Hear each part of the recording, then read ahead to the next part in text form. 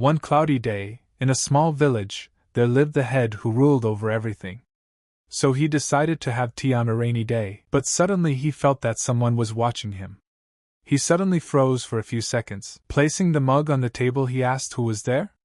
A stranger appeared out of the rain and replied that he was a murderer from the dead souls department. The head asked the guy what brought him here. The guy answered immediately that his job was to kill. The head drank his tea and said that he should sit in hiding then. Why is he showing his face? The stranger replied to the divine swordsman Koichi that he was making an exception for him because of his reputation. Koichi didn't believe such a thing and grabbed his sword and said he didn't want the favor of such a rabble. He slowly approached the guy and asked him what his name was. The assassin did not hide and answered that his name was Aza. Koichi said that Aza's assassin, the leader of the Dead Souls Authority, personally came to see him. What an honor! Then let him try to kill him. Aza immediately pulled out his blades and, throwing away his hat, pounced on Koichi. But the old man wasn't so simple, and easily took a few steps back to avoid getting hit. Koichi immediately raised his blade and began to fight. With any means necessary, he tried to finish him off. But Azura wasn't as strong, and Koichi used everything he had to get close and land a leg kick. Aza flew a few meters away and felt a lot of pain. But Koichi didn't waste any time and flew at him. But Azura managed to get away from the place, and the old man hit the ground with his blade. Koichi told him to tell him who had ordered him killed. Azura replied that he couldn't tell. That is the code of his department. Koichi asked him, does he want him to puzzle for the rest of his life? The old man got very angry and told him that he thought the divine swordsman Koichi didn't have eyes and ears. Koichi laughed at him and said that he had completely forgotten his roots and dared to attack him without remorse. Azura said, his respect for the swordsman ending now, and went straight at him. Koichi raised his sword and said he was a jerk. He made a big mistake today. Launching a strong attack in return, they couldn't hold their ground and pushed away from each other. The battle went on for hours, but no one wanted to give up. Koichi decided to take matters into his own hands and kicked him in the leg. Azura couldn't dodge and was injured. Koichi asked him how he felt about it. Does he realize the mistake he made? Azura didn't answer and just breathed a little. Koichi raised his sword and said that it was too late. He wasn't going to show mercy anymore. But Azura decided to take a different course of action, and picking up some dirt, he threw it directly at the swordsman's face. Koichi covered himself with his hands and said, that's kind of childish. I wonder where all his skills went. Azura at that moment released several knives towards the swordsman. Koichi reflected all the knives and said that he would eventually show his true colors. Azura gathered his spirit and picked the perfect moment to approach the old man and launched a fist attack. Koichi lost his balance and lost his sword. But Azura saw this and grabbed another man's sword and stuck it into the old man's stomach. Koichi hugged him and told him that he would have made the biggest mistake of his life if he had let that sissy into the house. From that moment on, things would go back to the way they were. And abruptly he started laughing and told Azura that he was not at all different from himself. Azura pulled out his blade and finished off Koichi, leaving him to bleed out in the rain. Azura then stopped and, falling to his knees, said loudly that he had to do this, and turned to his brothers. And then he asked his brothers to forgive him. From that day on, things began to change. The next morning, some kids were walking around town and asked their friend to show them something unusual. The boy answered his friends that his older brother had told him not to do that anymore. His friends asked him why he told him not to have fun. The boy replied that he had said that people would call him possessed by spirits. His friends immediately began to deny and say that was not the case. One of the guys told him that he never thought of him that way. The other guy replied that he would do it himself every day if he were him. The boy told them it was because they were his friends. But all of a sudden, suddenly someone shouted to the boy named Yen Men. He immediately turned around and saw his mother. The woman told her son that she had told him not to communicate with him. Tell him to come to her now. Men was upset about the situation and told his friends that he had to go now. Walking up to his mother, he started getting his ass kicked. His mother asked him how dare he disobey her? How much longer should she tell him that the orphan Chongli would be a bad influence on him? Let him return to his room immediately and sit down to his lessons. Suddenly, the boy continued on his way. The boy caught up with him and shouted for Chu to wait for him. Chu asked his friend if they would do one last time. The kid was surprised and asked him, Was he serious? Chu agreed and said it was time for them to go. It's time to get a little naughty tonight. The boys went to a secluded spot of one pub, and Chu started making noises into the crevice. Hearing the answering sounds from the crevice, Chu told his friend that everything was ready. It was time to go watch the show. Chu stood in front of the tavern and told his friend to sit next to him. After counting to 3, a woman started shouting from the tavern. The woman jumped out of the tavern with all her might and shouted that there was a mouse. She couldn't stop and kept repeating that there was a mouse, but it turned out to be an attack of mice that were advancing on the people in a flock. The visitor asked, "What's going on? Where did a bunch of mice come from?" Everyone started to get scared because the rats started climbing on the tables and attacking people. At this time, the kids watched such a performance and couldn't stop laughing. But all of a sudden Mang suddenly came running in and shouted to Chu. He ran over to the guys and said that the owner of the place was looking for him. Let him go to him right now.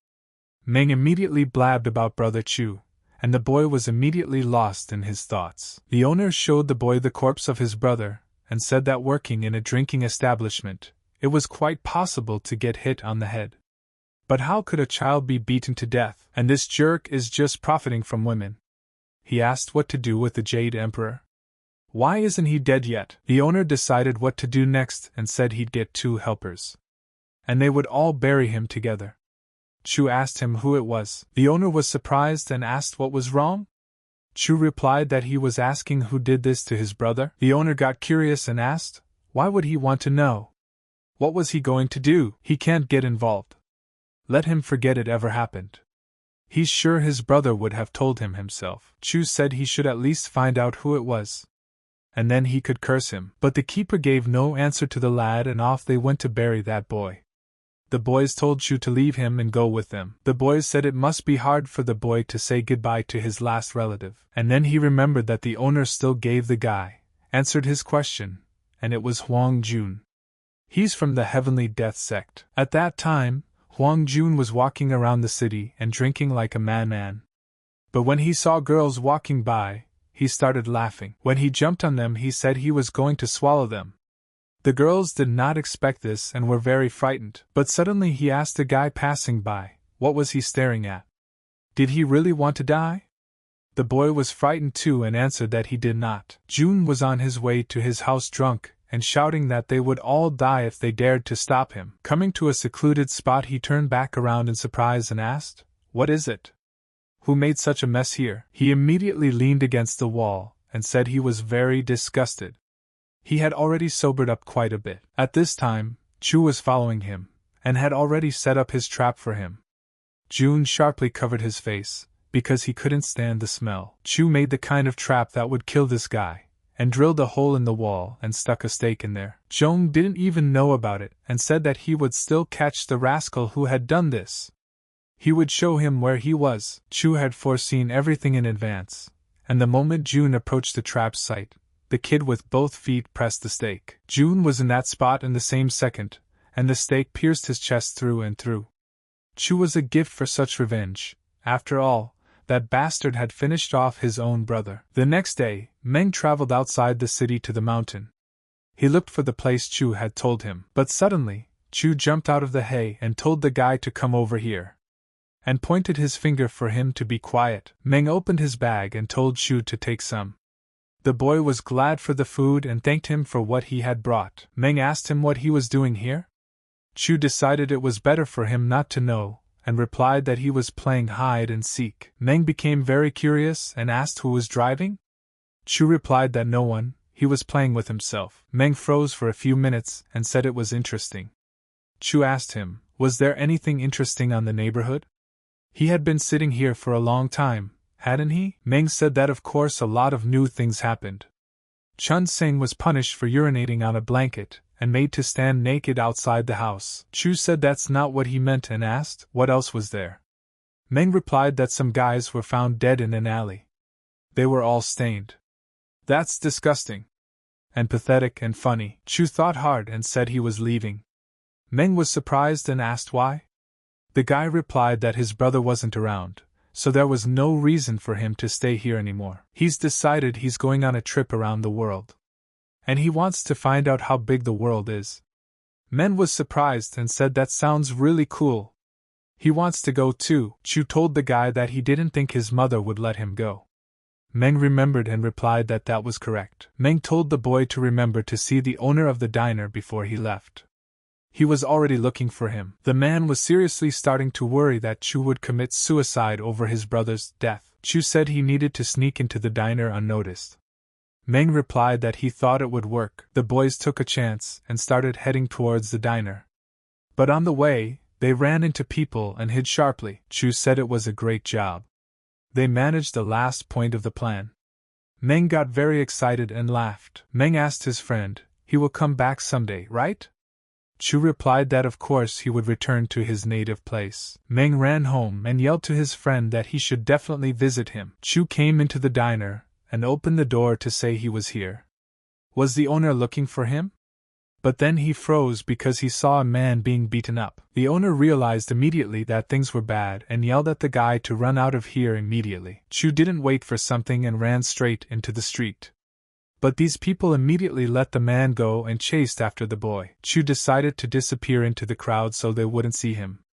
But at that time, people were pushing everyone away and shouting at people to move aside. The man saw the boy out of the corner of his eye, and told his comrade to chase him and show him where he was going, and ran away. Chu knew the place like the back of his hand, and immediately climbed from the hole into the house.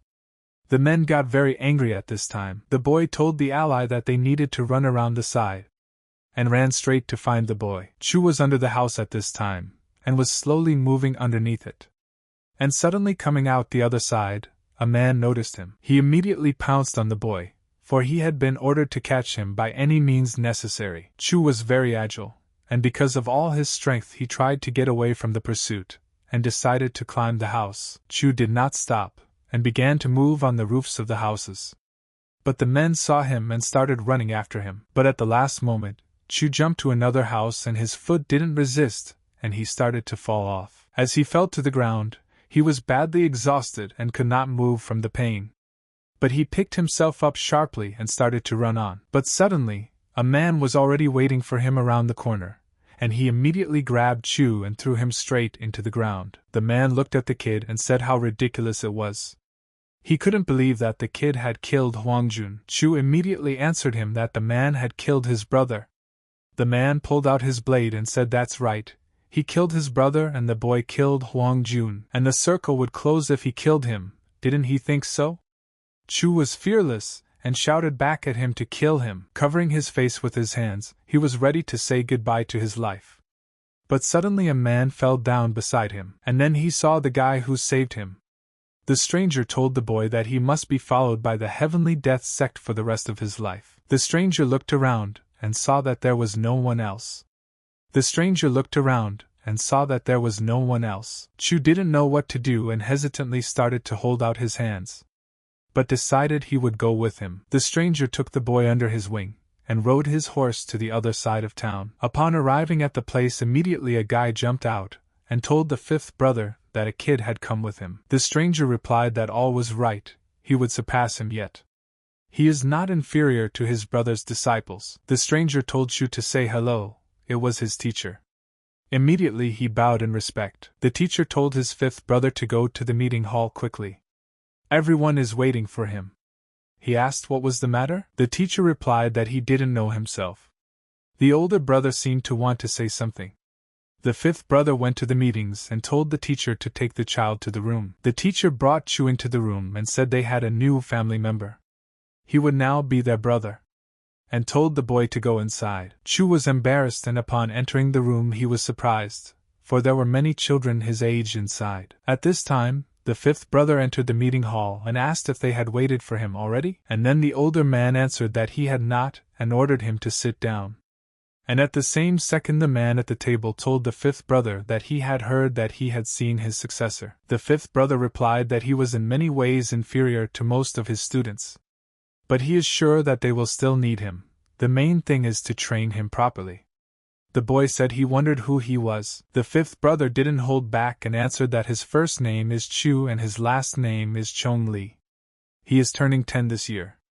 His 13-year-old brother was beaten to death in a diner because of spilled alcohol, and Chu found the culprit, and took his revenge. He simply killed him. The guy sitting at the table was surprised and asked, "At 10 years old?" The fifth brother replied that that drunken visitor was Huang Jun from the Heavenly Death sect. The guys were all surprised and frozen at the same second. One of them asked fifth brother, "Is he serious?" And then he answered that he was. The guy said he heard that Huang Jun died in a trash heap. "I'm surprised you did all this. He refuses to be born to be a killer. A natural-born genius." The guy started pouring for the fifth brother, and said that it seemed the wait had been worth it. He found a worthwhile student. The fifth brother said to the eldest that he seemed to want to say something else. The eldest put down his glass and replied that since everyone was gathered, he suggested that we discuss business matters. The elder turned to his brothers and said that he must ask their forgiveness. At this time Chu was in the room and was very confused. He looked at the other guys and didn't take his eyes off of them. But suddenly one of the boys slapped his hand sharply on the table, and Chu was startled. The boy asked the newcomer how much? But Chu didn't understand what he was even talking about. He asked Chu how many people he had killed? But the guy was greatly surprised at such a question. The guy told Chu he's killed 16 people. If he killed more, he'd be above him in status. Otherwise, he'll obey him. The guy pointed his finger and said that Yun was below his rank.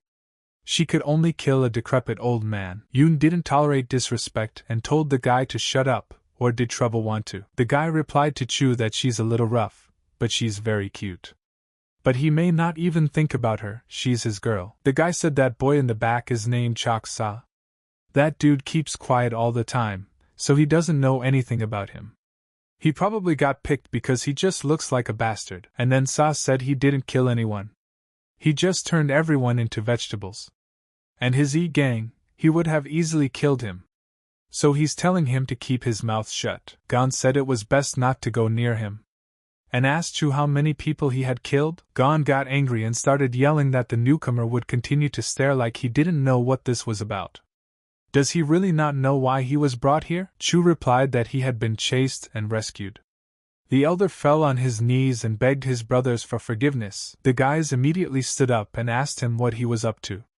He immediately replied that he had killed the divine swordsman Koichi. It turned out to be Asa, who was the murderer. Everyone was surprised and asked again, did he kill him? Asa replied that he was ashamed to look them in the eye. The fifth brother asked, what's the big deal? They had already killed enough people. Asa told the boys that he was in such a hurry to get there that he forgot his knives. Now the whole world would know that his death was the work of a squad of dead souls. The boy told the older man that he had never made a mistake before. What's gotten into him? And he seemed to have personal reasons for accepting that sign. It was not for nothing that he had had a strange premonition when the woman had come looking for his first brother. The second brother told the third brother to stop talking. The third brother replied that he didn't think much of it because he trusted the first brother. He asked the first brother, had he decided to leave the Dead Souls squad and leave his brothers behind? Just to avenge that woman? The second brother asked the third brother how could he say such a thing? The third brother apologized and ran away. The second brother told the first brother to get up. The fifth brother told him not to take the third brother's words to heart. He knows he did not mean to offend him. The first brother replied that it is not so, he is right about everything. The second brother said that he thought the 10 great sects would blame everything on them and try to destroy them. The first brother accepted everything and asked his brothers to help him deal with the 10 great sects. He accepts annihilation.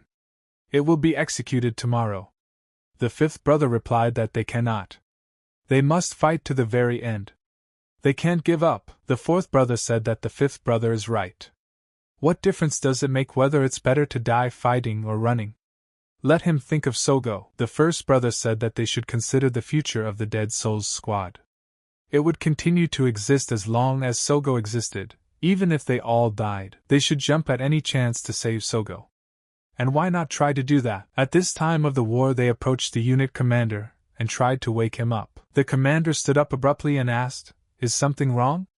The warrior replied that the Shaolin monks were looking for him. The commander immediately ran out and asked the monks what brought them to this godforsaken place. He said hello and introduced himself, saying that his name was Yu from the Nanyang Beggar Association. The monk said he was here to report that a decision had been made at a meeting of the 10 great sects. Yu was surprised and asked, at the meeting? The monk replied that the meeting was to eliminate the killer of Kuchi's divine swordsman, Azura. He asks to carry out the punishment of the killer Azza of the Dead Souls Squad before dawn. And here are the documents concerning the annihilation and the portraits of the killers of the Dead Souls Squad. And now that he's taken the information to heart, he'll leave the matter to him. The warriors asked if the unit leader was being executed. You replied that it looked like it. But what does execution mean? He asked. The teacher turned to the third brother and told him to come in. The third brother said that he thought the first brother was having a very difficult time, but suddenly the first brother came and addressed the third brother.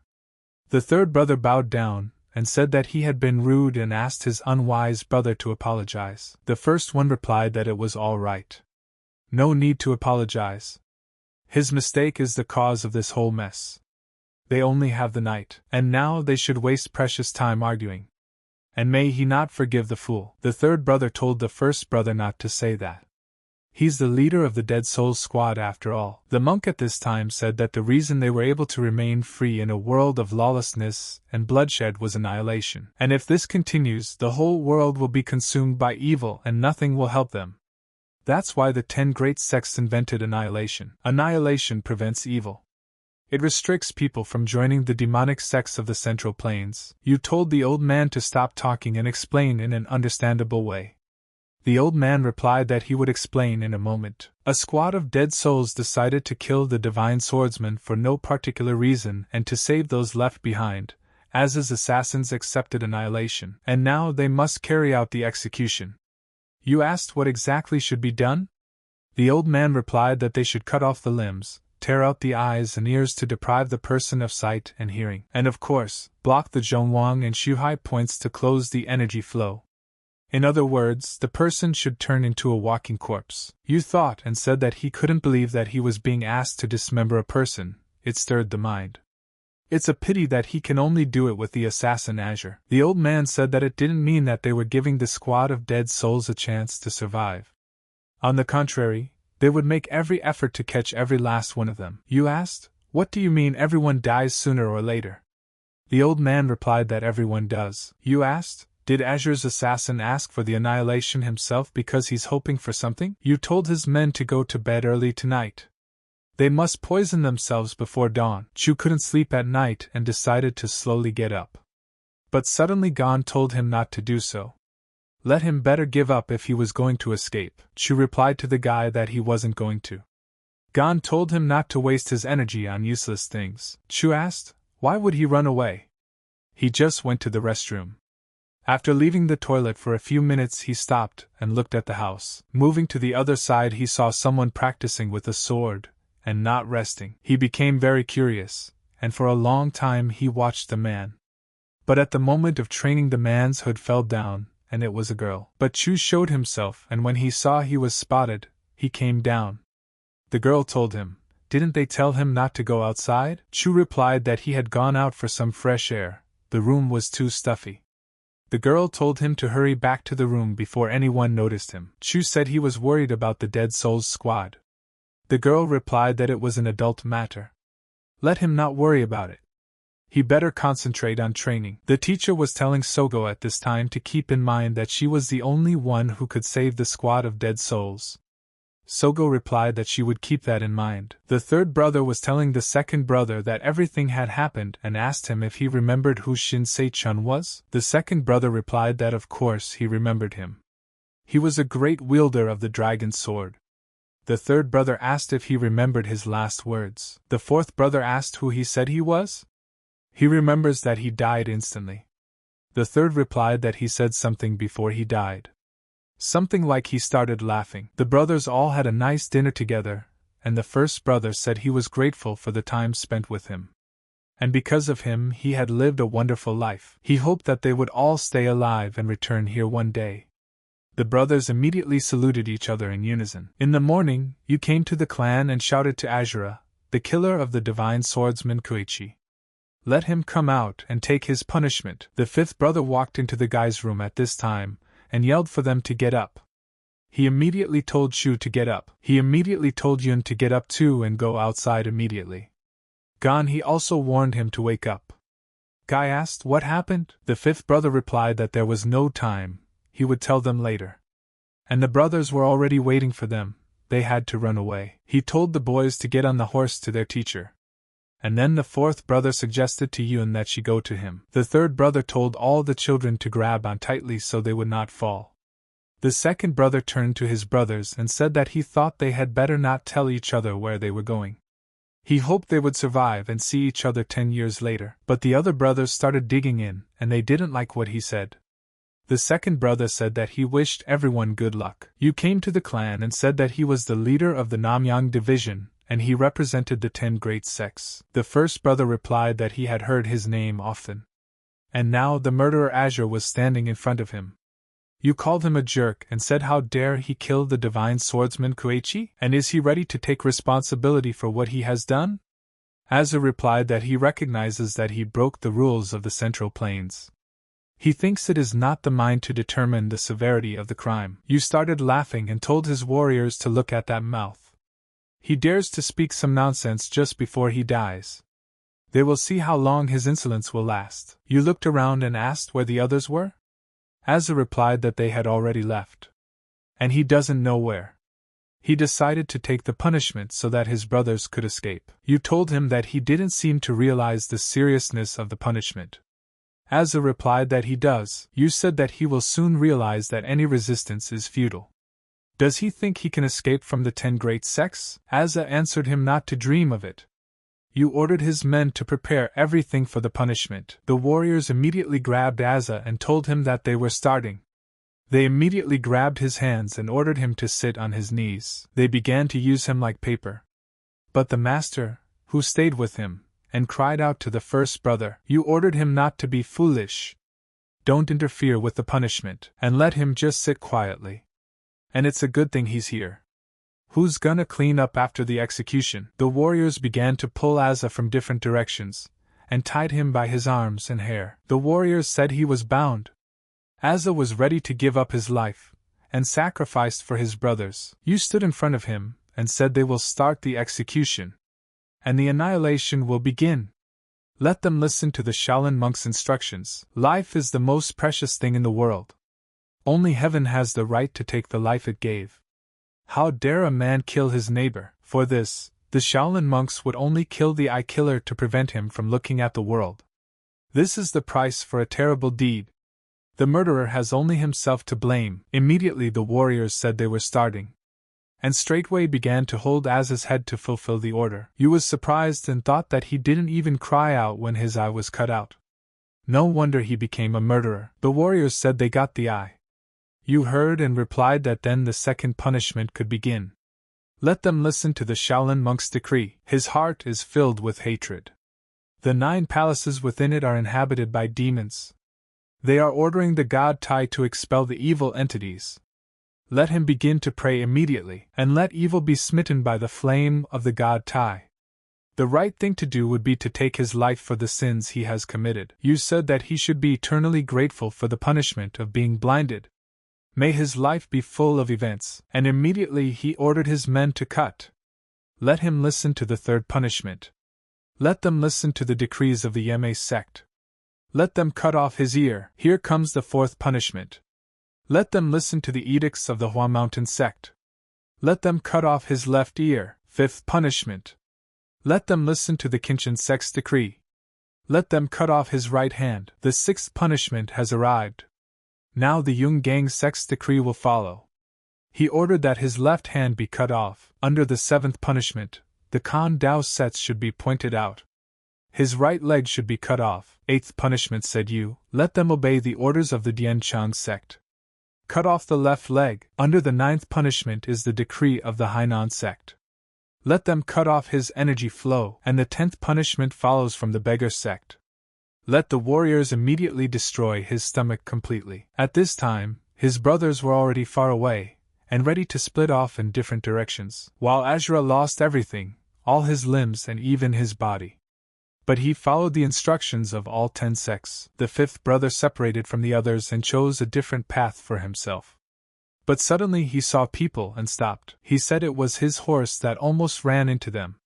Tell them to pull over immediately. The people were exhausted and said they could not even walk because of hunger.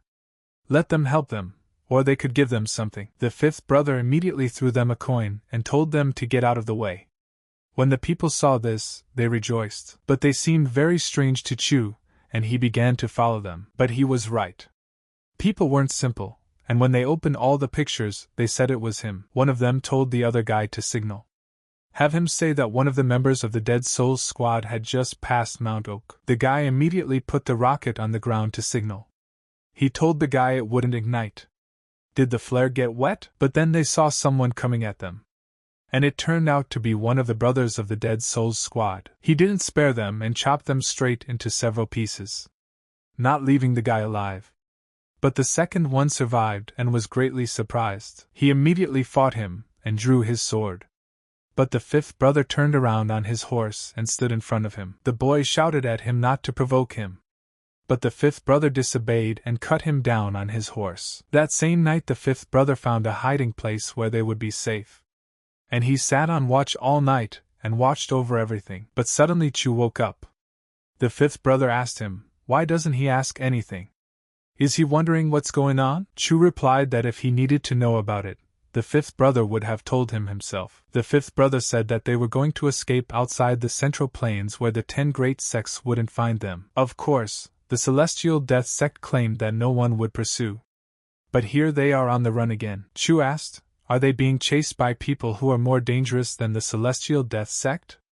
The fifth brother replied that they could slaughter all the members of the Celestial Death sect overnight. He and his brothers were in a very dangerous situation. And then Chu said he had a question. The fifth brother asked, what was it? Chu asked how he should address him. The fifth brother thought for a moment, and replied to call him teacher, and he'll train him if they manage to survive. But all of a sudden, a guy comes in and says he's back. The fifth brother asked if he had been able to get the boat. The boy said yes. It's in Bika Harbor. It has a yellow knot on it, so it will be easy to find. The fifth brother replied that he understood everything and started to pull out the board. But the boy answered him at once that it was not worth it. He avenged his parents' deaths and he owes him a debt of gratitude. What he's done won't even half repay him. The fifth brother put his hand on his shoulder and thanked him. The boy told them to be careful, and told fifth brother he could get a horse on the street. They wouldn't need it anymore anyway. Yu was telling his warriors at this time that even after losing his eyes, ears, arms and legs, he did not utter a single sound. He had never seen such a resilient man. Destruction is not easy even for an executioner. Even they find it hard to pull themselves together. Do they have any idea what it's like for the punished? 10 great sects chose him as their executioner. Even though they doubted he would be able to finish the job, the warriors started to say they think so too and totally agree. They are proud of the unit leader. But then a man came up to the unit leader and said he didn't want to talk about it right now. You asked what was wrong? The guy replied that Man and Ilchin, who were on the approach to Mt. Oak, hadn't returned yet. You told him to leave them behind. They must have fallen asleep halfway through. But suddenly an old man with a guard suddenly came up to them and replied that how pitiful he was. The old man said that during a process as important as annihilation, they should be constantly on guard to see if anything went wrong. Yu immediately ran out and said that he was expressing his respect for him, the mad black staff. The warriors immediately all bowed together and said loudly that they were all expressing their respect for him. Staff asked why the unit leader was acting like a common beggar. Yu replied that he still had a lot to learn. He would continue to train. But can he find out? Yu asked. What brought Black Staff to Nanyang? The staff asked, is he not welcome here? Yu was immediately frightened by such a question and replied that it was not like that. The staff said that after a long discussion, the Shaolin monks came to a decision. Shaolin Temple will pursue the Raka's Small Heaven sect, Manhwa Invisible Assassins, and the squad at Dan's Ghost Watcher. Yu understood and replied that in that case. The staff interrupted him and said that was correct. The beggar squad would follow the Scarlet Assassin. He was put in charge of the mission. Yu said to give them decrees. They would do as he said. They would do whatever he told them to do. The staff told the man in charge to find those who had disappeared from Mount Oak. It was likely that they were killed by a squad of dead souls along the way. Yu replied that he would head there. The staff said that if they had already passed Mount Oak, they were going to Bika to get a boat. Have him set up guards around Mount Oki and recruit as many people as possible from Momo village. The staff also remembered and said that the 10 great sects gave him the role of a punisher to carry out the punishment because the Nanyang division is closest to the Dead Souls squad. There's no particular reason, so let him not be deceived. Yu bowed and replied that he would know. At that time, a man was asking passers-by for money by the roadside. He said he hadn't eaten all day. Let them give him some food. But the passerby replied that he had nothing. The poor man continued to pass and asked people to give him a coin. He is very hungry. He is ready to accept any food. But suddenly the poor man got upon the 5th brother and asked him if he could give him some money. The 5th brother walked away from the conversation and apologized, saying he was a little busy. And then the poor man responded by thanking him for his good intentions. It was clear to the poor man, and he immediately signaled to his men. They asked, "What's wrong?" The poor man immediately said it was the Scarlet Murderer. The people asked him where? He ordered Jonggu to report to the unit leader and let the other go after him. The boy asked the poor man what he was going to do. The poor man was surprised and asked him in reply, "What does he think he is going to do?" The poor man said he had to catch him. Just then he grabbed a knife from a passerby. The owner started screaming and asking how dare he touch his knife? He was going to stab a pig with it. The guy replied that he would give it back now. Let the man not worry. The boys ran after them and stopped suddenly. One of them asked where he was. Had they lost him? The poor man answered that they had not. He could not have gone far. But suddenly the poor man saw the boy and told his men that he had found them. It was time to move out. But suddenly they came around the corner and saw the same child who had been with the 5th brother standing in front of him. The poor man asked Chu where his father had gone. The boy did not answer and just pointed his finger. The 5th brother jumped from the roof right on top of them and started fighting them as if they were enemies. The guys were shouting that it was the Scarlet Killer. But 5th brother was so strong that they weren't even at his level. The 5th brother immediately picked up a cold weapon and engaged in the most brutal methods of battle. The Scarlet Murderer grabbed the poor man's head in his hands and placed a knife under his throat. The poor man asked him to take pity on him. Scarlet Killer said that they should move. The beggar squad stirred. At that time, people were gathering the caught fines by the boats. But it wasn't that simple.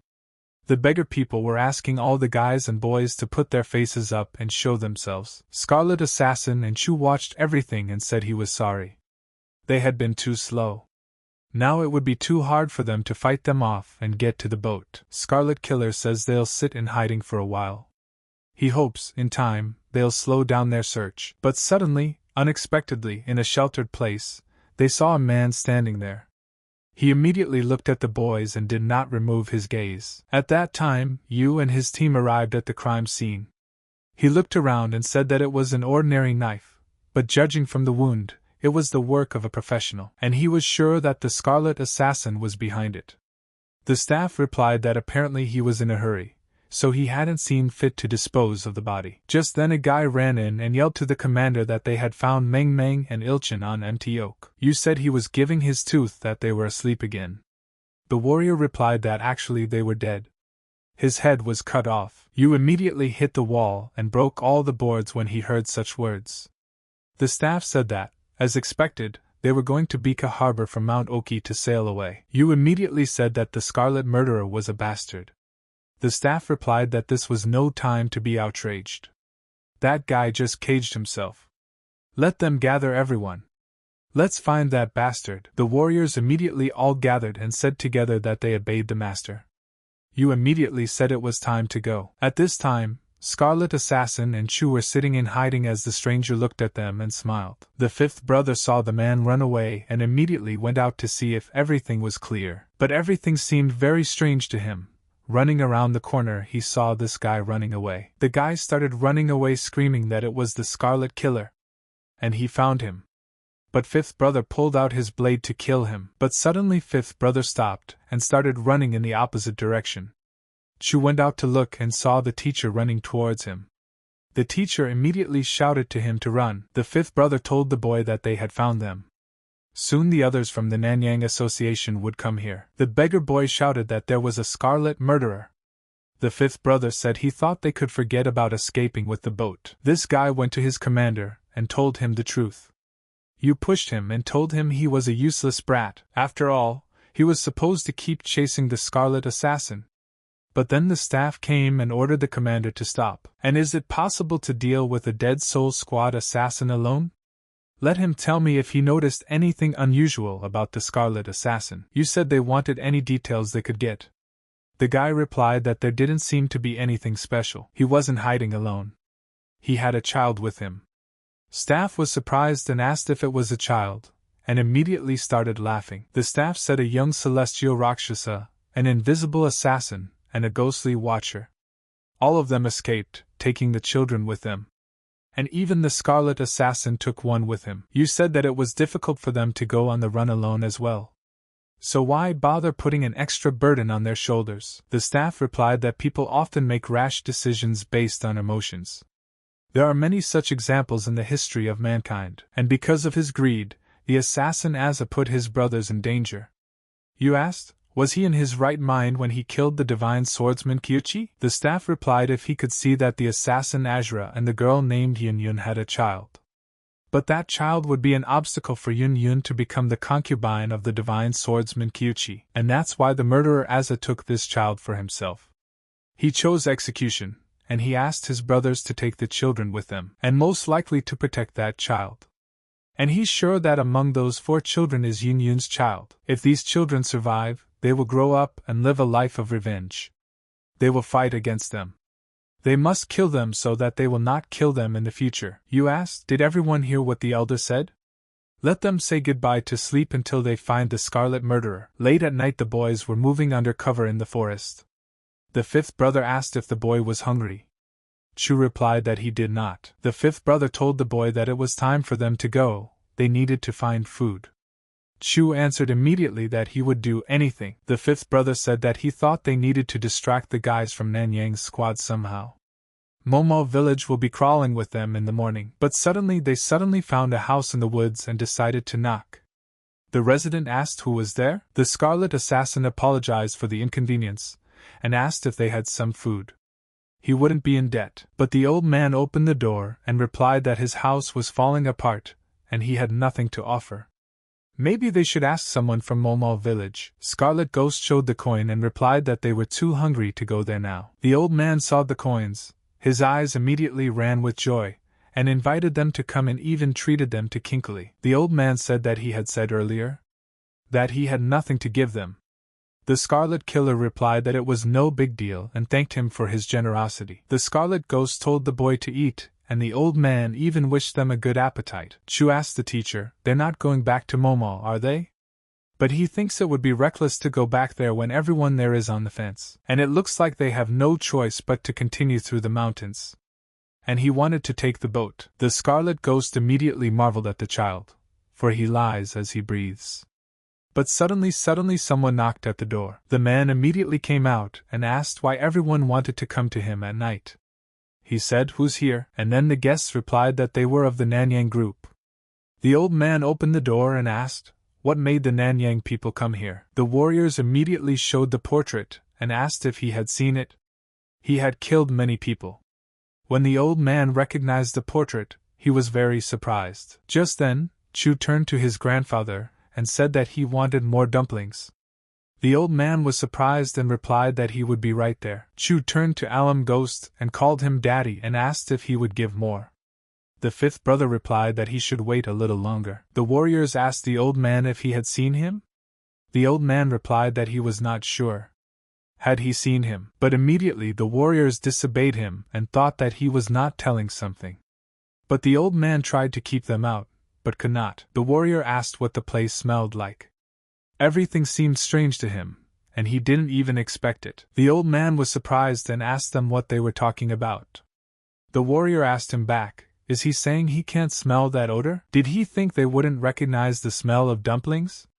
And then they saw a child sitting in front of the table, and were surprised. The warrior said hello to the boy, and immediately entered the kitchen and said that it must be great to have a grandfather making delicious dumplings. Scarlet Ghost replied that yes, they were grateful to fate that they had such a grandfather. The warrior said they pursued the killer, forgetting about food.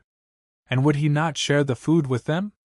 The Scarlet Ghost replied that he only doubted they would like it. The warrior began to laugh and grabbed his blade and said may he be damned if someone like him ever condemned someone's treat. The Scarlet Ghost said that in that case, turned around sharply and slit the warrior's throat. The warrior couldn't dodge and walked out into the dining room and started spitting blood from his throat. The others immediately started shouting that it looked like the Scarlet Assassin. But Scarlet Ghost immediately began to fight them, and straight up grabbed the warrior by his arm before touching his blade. But suddenly, one of the warriors grabbed Chu and told the Scarlet Ghost to watch, and if he let himself twitch, this kid wouldn't survive. But Scarlet Ghost took care of that as well, immediately throwing an axe at the warrior's head that knocked him out cold. The Scarlet Ghost destroyed all the warriors. The others saw his bloody face and started running away. The warrior left his brother and shouted that he would report to the commander. But the other stayed behind and asked him to wait for him. But Scarlet Ghost couldn't leave any witnesses, and knocked out his brother and attacked the coward. But the coward could not escape, and the Scarlet Ghost killed him with a single swing, leaving behind a pile of corpses. At this time, the old man looked at the corpses and got scared. Chu told him not to be afraid. The Scarlet Ghost told the boy to get ready, for they had to go. But they couldn't let the man go, because he was a witness. But the Scarlet Ghost decided to let him live, and lastly thanked him for the dumplings. The old man stayed in that place when the boys left.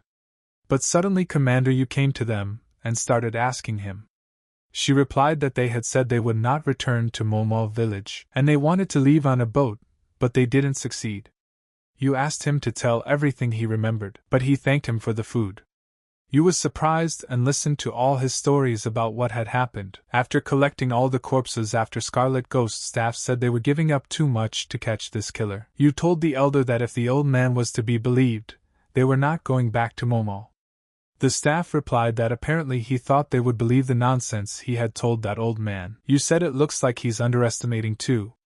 Staff replied that all of a sudden he was trying to confuse them, and was really heading elsewhere. Either way, they need to split up and concentrate their forces in Momo village. Even though he managed to guide them, he underestimates the size of their association. They will return to Momo village, and have the unit commander go to Nanyang as soon as possible. At this time on the rooftop, Scarlet Ghost said that even though the number of Nanyang's followers had decreased, it didn't mean that they could walk around in peace. He said they would wait until nighttime, since there was nothing else for them to do, and suggested that Chu get some sleep. The Scarlet Ghost said that looking at those passing clouds, the sky is so calm. It doesn't know the chaos that surrounds fugitives like them. He wonders if his brothers are all right. But all of a sudden, unexpectedly, Chu stood up and stooped down to take a closer look. The teacher asked the boy what was wrong. At this time in the house, the girl was in danger and told the man not to do it. She asked Sun Hua not to accept her feelings, so she forced herself to do it. Hua told the girl to act calmly. Otherwise, she would both die. The girl prayed to him at this moment that he would spare her. Scarlet Ghost told the boy not to worry about them. They were in no position to help others. But when he looked up he saw that Chu was missing and called him unfit. Chu stooped down to them and asked the man what the hell he was doing. Chu said that if he didn't stop, he would report him to the authorities. The man showed him his fist, and told him not to push it. Chu told the man to get off immediately before he crushed his head. Just then the teacher came in, and told the man that he thought he should listen to him. The Scarlet Ghost told Chu that he shouldn't meddle where he shouldn't. Even if someone was dying, let him not dare to think about helping. Did he understand? Chu replied to the teacher that he had helped that uncle who had helped him get the boat, hadn't he? He heard that the teacher had avenged his parents' deaths. The Scarlet Ghost replied that it wasn't help. He just got the money and did his thing. The man raised his sword and said, "These guys are annoying. Tell them to get the hell out of here right now. Or do they want to die?" The Scarlet Ghost raised his hands and motioned for the man to stop. No need to make things too complicated. Chu immediately shouted to Mistress to run away faster. The man immediately tried to grab her by the hair, and told her she wasn't going anywhere. But then the Scarlet Ghost came in and punched him. The man took it as a threat, and immediately started snapping at him. The Scarlet Ghost replied that if he dared to threaten that girl again, he would indeed report him to the authorities, just like the boy had said. Did he realize that? The man immediately stopped at the last moment, and started saying that he saw a familiar face. There was a wanted poster hanging on the dock. The Scarlet Ghost looked at the man very angrily, and said how wrong he was to recognize him. But man remembered everything. While he was walking back home near the dock, he looked up at the wall and saw the face of Scarlet Ghost. The next day, the kid would turn to his acquaintances by the lakeshore and tell everyone to come to him. The guys gathered around and asked what's wrong. The man replied that he had gotten them dumplings. The working people said they were starving. And it takes a lot of energy to catch the Scarlet Killer. At this time, a man named Lee Sam walked by them. As he approached the boat, he turned around and saw that his name was called. The man asked him what he was doing. They're leaving soon. There's a lot of stuff to load. How long is he going to be off for? Lee Sam looked back and saw that those guys were following him, and they were very suspicious. Lee did his thing and told the commander he was on his way. Oh, those ever-commanding bastards. The boys at that time were sitting and eating their food. And one of them said that he had definitely heard that 6 people had been killed on Mount Dunha, and he gives his teeth that this is the work of the Scarlet Assassin. Lee Sam began to run his errands. The commander asked him, "Is this the last of them?" The man said yes, he'd loaded everything. The commander told his boss that the cargo is in place. And they're ready to go. All hands stand by and raise anchor. One of the workers saw something suspicious and asked Lee Sam, "What is it?" "He's carrying it all the way." Lee thought for a moment, and answered the man that this was how an acquaintance asked to be delivered to Tianyu. The man said that it had just moved. Lee asked him what he was looking at there. "There are about 30 vipers in there." The man was immediately frightened and moved away from the basket. He immediately went to the boss and said that Lee Sam had smuggled a ton of vipers onto the ship. The boss was surprised and asked what he had done. Lee turned to his boss and replied that a close friend had asked for help, and asked the boss to forgive him. The boss asked him, "And what does he always do?" He ordered him to put it somewhere else. Someplace where it wouldn't be accidentally opened. At this time one of the scouts was sleeping under a tree, for he was tired of keeping track of everything all the time. But suddenly the staff came to him and hit him in the face. The boy jumped up sharply and asked who had done it. Looking around he saw the Lord. The staff told him that if he were a Scarlet Ghost, his head would be on the ground by now. And doesn't he realize what their situation is? Is he seriously sleeping in the middle of the day? The guy realized his mistake and started apologizing, because he hadn't slept at all since last night. The staff ordered the boy to pull himself together. They had already lost 10 men. The lad kneeled down and replied that he would mean it, but all of a sudden a guy suddenly ran up to them and shouted to the elder that there is a murderer here. Staff asked where? And who was killed this time? The guy replied that it wasn't from the Nanyang Association. He thinks the Lord should see it for himself. At this time on the ship, a guy offered Lee a drink, but the man replied that he didn't feel like it. The guy was surprised and said he couldn't believe he was refusing to drink. Is he really the Sam he knows? Lee replied that he just still couldn't get over last night's wine. The guy told him he shouldn't get so drunk. The comeback takes its toll. The guy asked Lee, "How's it going?" Lee was surprised and asked what? The guy jerked his hand and replied to stop messing around. Didn't he make all this fuss about his desire to make Sun Hua love him if she didn't accept his feelings this time? And how's that going? The guy asked. Lee replied that he hadn't done anything, so he should forget about it. The guy had a drink and told Lee he'd been turned down again, right? He knew it. He knows what's wrong with him. But all of a sudden, unexpectedly, the guy saw Lee's face and was surprised. Lee asked him what was wrong with him, but Lee realized his mask was peeling off, and with a sharp slap of his hand across his throat, he knocked the man out cold. The fifth brother took off his mask and said he was in too much of a hurry, so it didn't stick well. At this time the staff came to the body, and opening her from the hay was greatly surprised, for it was Lee who was left without facial skin. The staff immediately thought, what he didn't think was that the Scarlet Ghost was also a master at making human masks. The staff asked the gentleman if he knew who it was. The old man replied that according to this old man, he worked on the transportation ship Brave Cargo, only he had a mole on the palm of his hand. The staff immediately ordered them to stop the Brave Cargo, which was moored in Becca's harbor, but he was told they had sailed 4 hours ago. The staff asked where he was sailing to. The guys replied that he was traveling between Bika Harbor and Tianyu City. The staff asked, don't they have an intermediate point? The guys replied that they say they stop at Nanyang Wharf. Staff said that sending the commander with the unit to Nanyang was the right decision. He immediately ordered his men to fire a signal flare and send out a carrier pigeon. Have them tell the unit commander to stop the Brave cargo at the pier, and that he must arrive at the pier before Brave. The fifth brother opened the basket and said that they would probably be waiting for him in Nanyang. Chu was completely exhausted and wanted to get out, but Master told him to climb back in. Chu asked the teacher, "Are they safe?" Scarlet Ghost asked the boy if he could swim. Chu replied that he hadn't tried it yet. The Scarlet Ghost said that the day had come when he should try it. The teacher immediately threw the boy into the water without even warning him. But Chu did not expect it at that moment and was frightened, but it was already too late. The Scarlet Ghost did not stop and followed the boy into the water himself. But at that moment the boss of the ship saw him. As he looked around in the water, he saw that he was underwater and he was suffocating, and he realized he had to save him. At this time, Yu and his crew were standing in Nanyang. The warriors saw the ship on the horizon and started shouting that it would sail. Yu immediately placed the fruit and went up to the ship and told everyone to stay in their seats. If they dared to leave the ship without permission, let them blame themselves. Yu ordered his men to search the place. One of the warriors grabbed a worker and told him to look at him. The worker asked, "What happened?" The boss got very angry and asked them how dare they board someone else's ship without permission. Yu replied that there was a Scarlet Ghost aboard this ship. The boss was surprised and asked what. Yu replied to him that it was an emergency. He hoped they understood why he couldn't request permission in advance. The boss said that if it's the same person he's thinking of, he's afraid they're too late.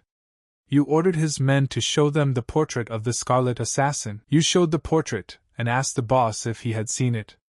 The boss replied that he personally had not, and besides, it was hard to answer looking at the portrait. He pointed his finger to the portrait and said that they were there. He said about an hour ago. He threw the baby overboard and jumped in. He must have swam to the other side. Yu told the boss of the ship that from now on they have the right to carry out the execution of 10 mutilation. The old man knows what's in store for him if he helps him, doesn't he? The boss told the employee Scarlet Ghost knocked out to tell them what he saw. The guy replied that the man wasn't Lee Sam. He was just wearing a mask of Lee Sam's face. No wonder his voice sounded strange. Scarlet Ghost managed to still reach the shore, and pulled Chu out as well, but the boy was unconscious. The Scarlet Ghost began to administer first aid, but he was failing. Chu couldn't recover, so he decided to let his hands go. Leaving the child behind, he decided to go on, not to stand still. But suddenly, all of a sudden, Chu came to his senses and started spitting water. Chu turned to the teacher and said that since he was not dead, let him consider that he had learned to swim. The staff and his team were on their way to Nanyang. The warriors saw the elder and told the commander that he was here. Yu told the elder that Scarlet Killer escaped from the transportation ship Brave Cargo.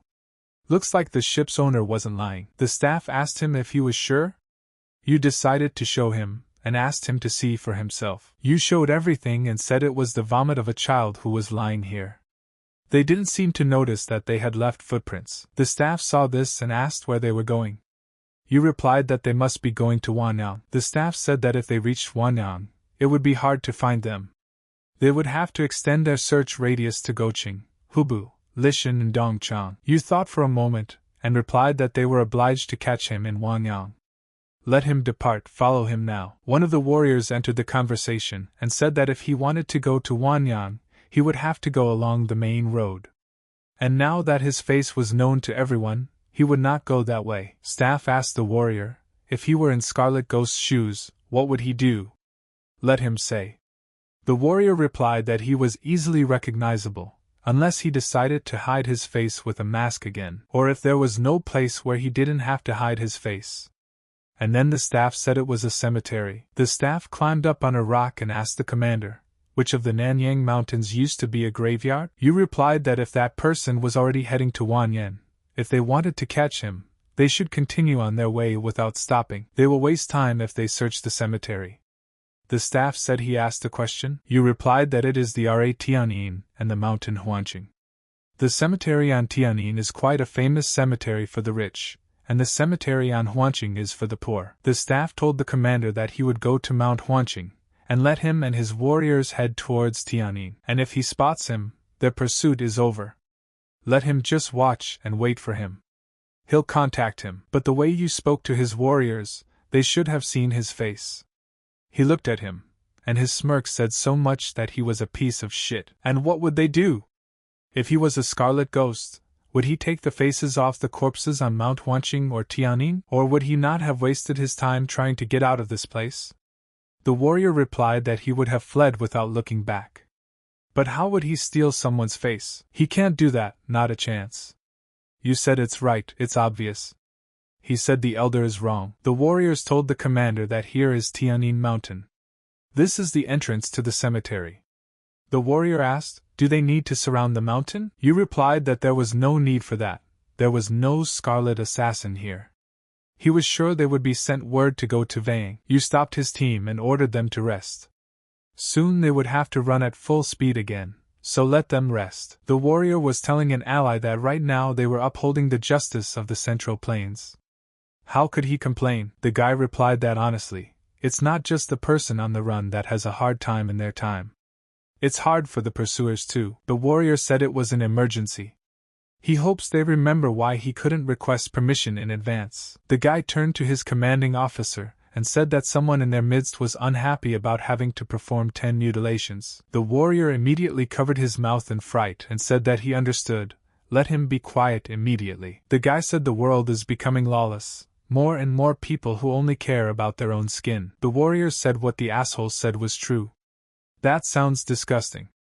Somebody get him for him. And then one of the warriors overheard them talking and said he was punching.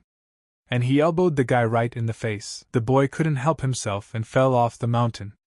The warrior apologized to him, and replied that he did not think he would fall like that. The guy got pissed off and said that once he got out of here, he'd definitely get it from him. But suddenly, unexpectedly, he turned around and saw a boy and Scarlet Ghost sitting in the bushes. The boy wanted to scream out of surprise that Scarlet Ghost abruptly pulled out his blade and put it to his neck. The Scarlet Ghost told the guy that if he twitched, and his head would already be separated. After a while, the warrior asked, how could anyone be such a creep?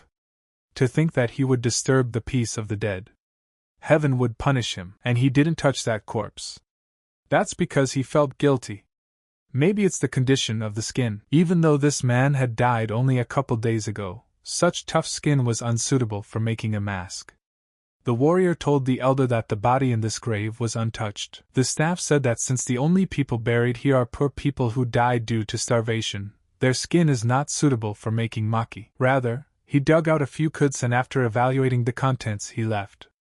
He immediately ordered them to advance to Tianjin Mountain. Have them light a flare for the squad leader. Have them surround the mountain so that not even a mouse can get through. The warrior apologized to the elder and said that they hadn't brought the flare with them. The staff became angry and asked how could he have made such a mistake? How dare he make such a mistake? The warrior realized his mistake and said that he would report to him in a moment. He would go down from the mountain, and there he would get on his horse. The staff told him sunset was near. Let him move. The warrior at this time asked what he was doing there. Did he hurt himself? The Scarlet Ghost told the guy to answer them. And let him try to say the wrong thing. Immediately replied that he was fine. The warriors told him to climb back up then. The warrior realized that something was wrong here and decided to watch from the cliff. At that moment, Chu took out his shoes and showed the guy. The warrior replied to his boys that his lapointe had fallen off and there was no way he could find it. The guys told him that the shoe couldn't have escaped on its own. He's around here somewhere. Let him look harder. And then you stood up and told his boys that it was time to go. The soldiers asked the commander where to go. The commander has ordered his men to get up. They're going to Wanyang. The warriors told the commander that the elder could send them a letter. And have him ask the boy who lost his shoes to stay here. The warrior turned to Kwano that they were going to Wanen. Let him stay here and if he receives a letter from the elder, let him deliver it to them, and they're counting on him. But suddenly felt he had to report, and shouted that the enemy was here. But immediately said goodbye with his life. The commander was saying at this point that he had only wasted his time on this place. It's time to hurry. The boys sat in the bushes until the last. And they were very lucky that no one saw that this warrior was dead. Chu told his teacher that they hadn't just caught up, they had overtaken them. The Scarlet Ghost replied that he kept thinking about how they would get down Tianyin Mountain, but now the plans had changed. All they have to do is wait until they get farther away. Chu asked the teacher, will he continue to make human masks? The teacher replied that there was no reason to make them now. Chu asked if he could examine the graves. The teacher asked the boy if he could. Chu replied that he remembered the teacher doing it on Mount Weicheng. The teacher agreed and said he could try it then. Chu immediately ran and replied that he would start first. After everyone had gone and left the place empty, the elder's man arrived on horseback and was greatly surprised. The warrior didn't know what to do and thought, and In Che ended up going to Wanyan. He made up his mind and rode back. In the forest, the teacher said to follow the smell of dirt. The plants have recently been watered, so they are full of life. Unlike Huanqing Mountain, Tianyin Mountain is full of green grass, although the graves are quite fresh. Chu found it and asked, is this what they are looking for? The teacher replied that it was exactly that. Chu asked, why are the graves here so big? It will take time to dig them up. He will try his best. The teacher replied that there was no need for that. They could get in without digging them up. Chu was surprised and asked how. The teacher decided to demonstrate, and approaching the statue he began to push it, and suddenly a passage opened up underneath it. They were not afraid and taking the torch in their hands, decided to go downstairs. Chu was surprised and could not believe it. At that time, the commander and his soldiers were heading in the other direction. Not unexpectedly, a boy on horseback caught up with them and told them to stop. The guy asked them where they were going. The commander replied that they had decided to catch the Scarlet Killer. The boy asked them, had they forgotten what the elder had told them? He ordered them to wait at Tianyin Mountain. The commander replied that he had no choice but to move on. They had already missed the chance to catch the Scarlet Assassin because of that misconception. The guy said that the responsibility of taking down the Scarlet Assassin rests entirely on the shoulders of the elder. They don't decide anything here. The guy thought and said that now was not the time to find out who was right and who was wrong. Let them go back to Tianyin Mountain now. The commander couldn't listen to him because of his stubbornness, but he ordered his warriors that they were going back to Tianyin Mountain. The guy said that, and something else he couldn't understand. Why didn't he leave anyone behind to deliver the message to him in case of emergency? Yu replied that he had left his man there. Does he think that they are that clueless here? The guy replied that he had just been to Tianyin Mountain. There was no one there. At this time, the teacher and Chu were carving the man's skin. He asked the boy, isn't it disgusting? The boy replied that it was very disgusting. The teacher said the boy kept looking at it anyway. Chu asked, isn't that what he's supposed to learn? He's trying to figure out how to remove the skin without damaging it. But suddenly they heard that warriors had come back and were looking for their ally Kwang-o. The teacher heard all this and decided to go out. When he came out into the street, he saw the warriors coming towards them with torches. One of the warriors found O and shouted to the commander that he had found him. Yu immediately ran up and asked where he was. The commander got angry and said it was his fault. He was the one who got him killed. The staff told him, does he now realize what happens when he acts rashly? The death of this follower proves that the Scarlet Assassin is indeed here. Now they must prevent him from giving his life in vain. The staff told the commander that it was time to cordon off Tianyin Mountain. They would spread out and search the entire area of the mountain climbing area. Staff saw that the commander didn't twitch from his seat and asked Yu, how long would he be immersed in his thoughts? Yu replied that he didn't and picked himself up. He immediately jumped up and said he was following his instructions. The staff ordered them to launch signal flares. Yu said, what if they had already escaped from Tianyin Mountain? The staff immediately ordered that they should immediately gather followers from Lushan, Goqing, Hubu, and Wanyan. The commander began to race his warriors and shouted for all but the district group to search the mountain. And their target is an assassin, a master of disguise. Let them sweep every area over and over again. So Chu decided to go outside and approach the teacher. The teacher said it was his mistake. He didn't think that they might come back. Chu immediately ran and said that he would bring the things. But the master answered him not to move. The teacher asked the boy if he could see lights from the Akels. They have surrounded the mountain. They cannot escape. The teacher thought for a moment and told the boy to go back. Chu did not understand at first and asked what. The teacher said that if there was no other way out, they could only hide. He immediately moved the statue. At this time the warriors were scouring the whole mountain, and examining everything down to the smallest bush. Staff asked the commander if he had found something. Yu replied that he had. But he was sure they hadn't missed anything. They searched every inch of the place. The staff asked, "Why are the tombs on this mountain so large?" Yu replied that Tianyin Mountain is famous for being favorable for burial. Many rich high-ranking people versed in feng shui built tombs in competition with each other. The staff said that they were big enough to fit not only the dead but also the living in there. Yu remembered something and ordered the soldiers to search again. The staff said there are hundreds of burial mounds on this mountain. Are they going to dig up every one of them? Yu replied that yes, even if there were 1,000 of them, he would still do it. The staff said that it was commendable, of course, that he had picked himself up. However, an assassin who makes human masks would be no match for a rotting corpse. The staff ordered the Sudong warrior to bring the caretaker of the Tianyin Mountain Cemetery to him. At this time, Fifth Brother was thinking and realizing something, that they should have fled without looking back, instead of coming here for a human mask. If they reached Wanyan, it would be easier to hide from them. They were in such a hurry that they had no choice but to hide in this tomb. However, how soon they find them is only a matter of time. But that's it, it's their last day. Chu turned to the teacher and asked if he wasn't going to take off the rest of his face to make a mask. The teacher replied that during these days spent with him, he realized that Chu was very smart for his age. He is sure that the boy understands without his explanation the position they are in now. Chu didn't hold back and replied that he understood. The teacher asked, then he didn't think they didn't need masks anymore? Chu replied that when he was about to be killed by a Heavenly Death sect follower, he saved him. And even after nearly choking on liters of river water, he was still alive. Until death itself comes for him, it is not the end. The teacher thought, and told the boy that in this he was superior to his teacher. The cemetery overseer said that all the followers of the Nanyang squad had converged from the central plains in search of something important. The warrior immediately looked at him angrily, and the man realized it all at once. The warrior told him to follow him. The warrior told the elder that he had brought the cemetery keeper. The staff asked if he had been initiated. The watcher replied that yes, he had been told that they were looking for a murderer. The staff asked him to show them who was buried here the last time.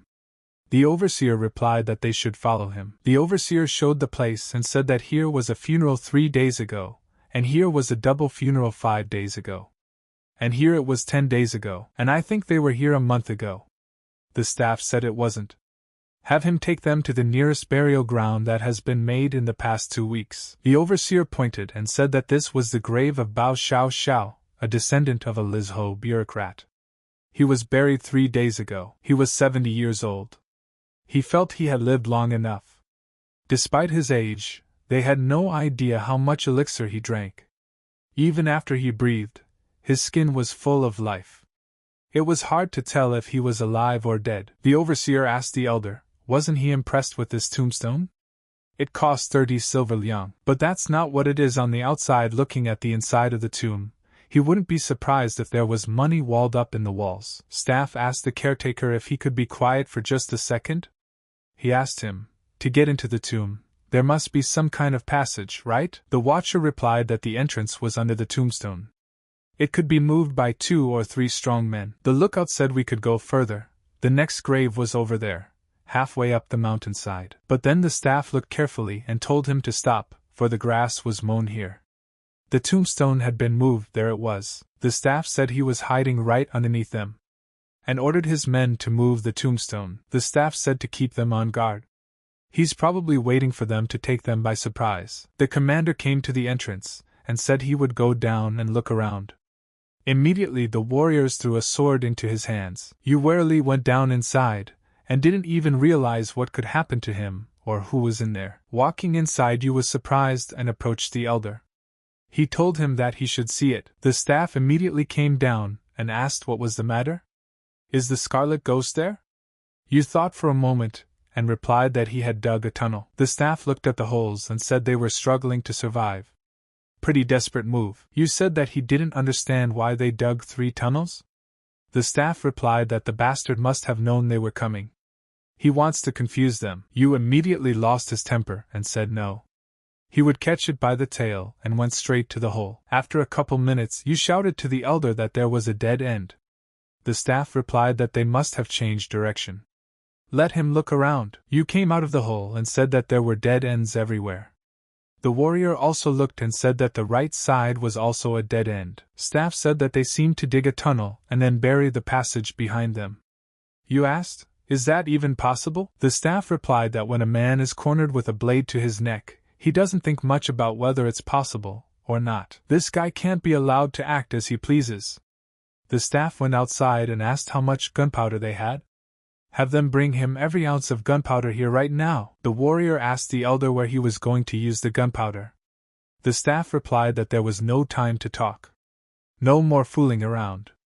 Have him bring him the gunpowder now. The staff began to act smart, and counted a few steps to the side and assumed the killer's hiding place. The staff said that if the tunnel was being dug by one strong man and a child, they should be able to get to here. At this time, the teacher was telling the boy that if they didn't bury the tunnel behind them with dirt, they wouldn't be able to move on. Chu replied that he knew and tried hard.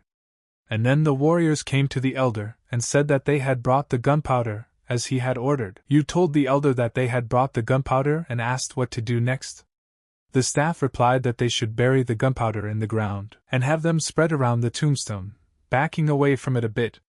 You replied that it would be done. The staff told them to spare no gunpowder. Let them use even the gunpowder from the flares. The lookout was surprised and asked the man in charge, what was he thinking? Let them stop now. Why are they burying gunpowder? There will be nothing left of this cemetery. He told me whose grave this is. The grieving family will be furious. Don't they have any fear of repercussions? Staff leered at him and said that instead of whining, why not carry the corpse out of the tomb? He wouldn't want to watch the dead explode with them. The teacher at this time was digging and trying to go deeper and deeper so they wouldn't get them and kill them. The teacher looked back and said there was more and more mud. At this rate they will be cut off from each other. The staff at this time from above shouted that the assassin was getting farther and farther away. Let them speed up a bit. The teacher asked the boy, is that it? Does he want to give up? He immediately punched him and told him to pull himself together. And where was the pressure he had seen in the tomb? And wasn't he going to live a long life for his big brother? Chu, hearing such words, immediately came to his senses. The warriors put it all together and told the elder that now all they had to do was light the fuse. Chu immediately stood up and told the teacher that he would get a grip. You turned to the elder and said that the gunpowder was ready. The staff replied that there was no reason for doubt. Let them set fire to it immediately. The teacher told the boy that he was going on, and it was up to him to follow or be buried alive. You shouted to the others that the gunpowder was about to explode. Tell them to get away from the tomb. Chu told the teacher that he would go after him. At this time the wick all fit the powder, and the boy tried with all his might to get out and mud. And then it was over. The poorhouse completely exploded, and without even letting the guys survive such an explosion. All night the warriors searched, and suddenly one of them shouted that they had found their destroyed bodies. You said it was the bodies of an adult and a child. Because of the explosion, the bodies were seriously injured. A fitting end for the killer. The staff looked at them and replied that it was too early to say that it was Scarlet Killer's. You was surprised and asked, if it wasn't the Scarlet Assassin's body, then whose was it? Suddenly one of the warriors on the other side shouted that he had found a body. The staff looked and replied that no, it wasn't him. You said they only blew up one grave. So why are there so many corpses here? Didn't the cemetery caretaker take out Bao Xiao Zhao's body? The staff replied that there is a belief that burial on Mount Tianyin brings good luck to descendants. The desire to be lucky is characteristic of the poor. As you might expect, they couldn't afford funerals, so they buried here illegally. Tianyin Mountain is probably filled with graves like this. At this point, the elder relented and told the commander that they should give up on this venture. Let him take the followers and block the way to Goqing, Wanyang and Hobu. They will prevent them from escaping to Lushan or Dongchang by blocking Rongtan. They will drive him into Tianping. You apologized to him and said it was all because of his carelessness. The staff said it was time for them to move out and threatened you that if he made another mistake, he would take him off the mission. You shouted to his men that they were ending their search here and it was time to descend the mountain. In the same second, the master pulled his arm outward, and himself out of the ground as a survivor. Once outside, he started yelling the boy's name, and looking everywhere for him. He didn't realize where Chu was lost, but in a moment he saw his hand. Pulling the boy out, he asked if he was okay. Chu replied that he was fine, he was safe and sound. Chu said a large rock held back the ground above him. He wanted to get out as soon as possible, but he thought it was better to wait until Nanyang's troop had left. The teacher replied that he had also thought the same thing. And now they've done a great job. Apparently they are a good team. Chu started laughing and asked the teacher, "He is good, right?" The teacher replied that yes and replied that he was good. But suddenly he turned around and saw several people staring at them intently. It turned out to be those warriors from Nanyang. The warrior told the elder that he had been right. They came out as everyone else left. The staff asked him if he was the Scarlet Killer. The fifth brother got angry and asked them, didn't they know? The warrior told him that he and his brothers had killed the innocent divine swordsman Koichi and shaken the righteousness of the Murim, and so the Nanyang unification will fulfill the will of the union of the 10 great sects by carrying out an execution. The teacher told the boy to run and not look back. The warriors asked him if he had anything last to say. The teacher asked if he could have a sword. The warrior turned to the elder, and the staff said that it seems the assassin wants to die as a soldier. The staff told him they were not beasts, and he ordered his soldiers to give him one sword. The teacher told the boy that they wouldn't be able to escape them. It would buy him some time, so let him not waste it. The warrior threw him a sword and said that it was kindly provided to him by a rank 7 elder, a mad black staff. Chu said for them to go together. If the teacher didn't go, he wouldn't run away like a coward either. The teacher replied to him that it was not the time for childishness. The teacher picked up the sword and said that he had a duty to survive. He would make it through this. Even though they didn't spend much time together, it was fun. The warrior immediately told his men to attack. The teacher saw this and ordered the boy to run away. The warriors shouted to Alam the assassin to prepare to die. The teacher immediately raised his sword and repelled the attack. He started fighting them like a true warrior. Chu saw this and was very worried about him. The teacher turned around and asked him why he was still here. It's his teacher's orders. The staff asked his men what they were doing. Let them catch him immediately at all costs. Commander, you told Alam the killer that every blow is payment for the suffering he caused. So let him have it. He must atone for his sin. But the master saw that several enemies were headed for the boy, and immediately rose to fight. The staff shouted at him to concentrate. He must be focused even when catching an ordinary rabbit. Don't let him relax. The warrior realized his sword and said that the elder had commanded, and they must obey. It was time to call it a day, but the master disobeyed them and jumped on the warriors who were heading after his disciple, and he proceeded to fight them and destroy them, lest they catch up with the boy. The staff yelled at his man and shouted to attack. And if he wishes to live, let him catch the boy. The elder told Suchan and Sudong that another disciple had died because of his stupidity. How long are they going to upset him? The warriors apologized to him. Suchan said that, however, he thought a quick death would be too generous a gift for such a scoundrel. And now they're gonna tear him to pieces. And piece by piece, Scarlet Ghost realized that he had done everything in his power. He simply had to do it. Chu ran away with all his might. But suddenly someone threw a sword at him, and the boy managed to dodge. Turning around, he saw the enemy running after him, and pulling himself together, he began to run further. The warrior was very angry and shouted at the boy to run away. But Chu saw a branch and bent down and hit his enemy in the face with it. The warrior became very hurt. He said, "Adults and little ones, members of the Dead Souls squad are all equally disgusting." It was horrible to think that such a child would become a murderer, and now he understood why the elder was so concerned.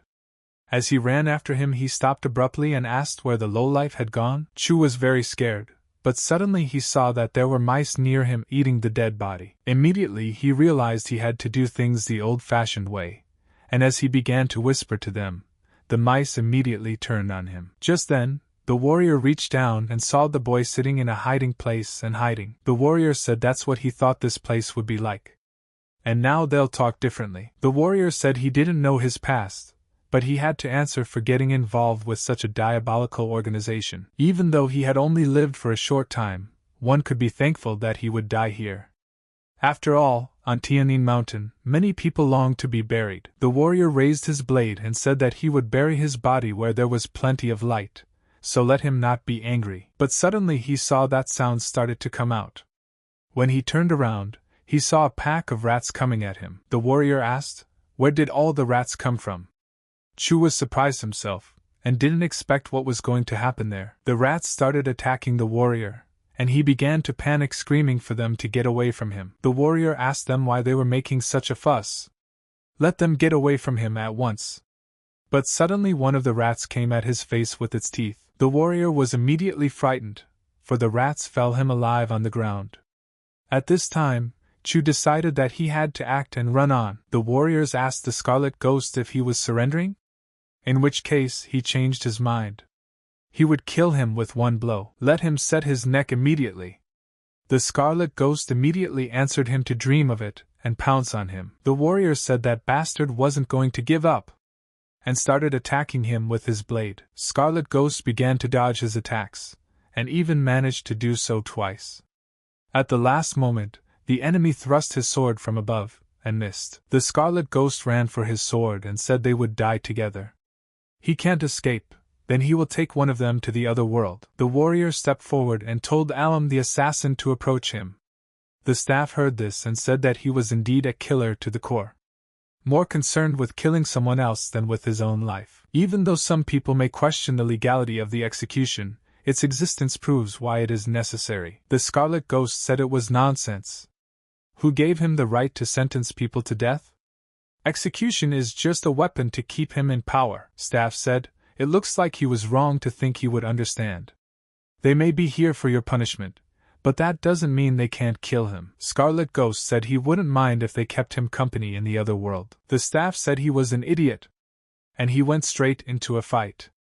And in the nick of time, he kicked him in the head. Scarlet Ghost couldn't dodge and the staff did its thing. The elder said, "How presumptuous of him. Let him try to catch him, if he could, of course." At that moment, Chu himself came running in and shouted to his teacher. Chu asked the teacher if he was okay. He knew the teacher would be fine. The teacher asked him, didn't he hear his order to run? Staff wondered and asked, how on earth did that brat manage to run around quietly? What happened to that student who chased after him? The warrior replied that he didn't know, and he would expel them immediately. But suddenly the warrior turned to the elder, and the staff itself responded that it could hear it too. Chu told the teacher that they had to go. The teacher responded by saying that he's the one who said they couldn't escape them. Or did he have a different opinion? Chu says that as soon as he gives the signal, let him run with it.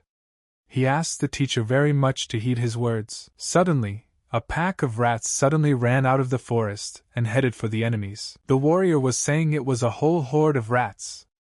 Chu was telling the teacher at this point that not now. The staff asked, how is this possible? The warriors immediately told the elder to flee immediately. The staff stood its ground and said that the punishment must be carried out. It is their duty. Let them kill them at once. Chu immediately shouted to Guru to run right now.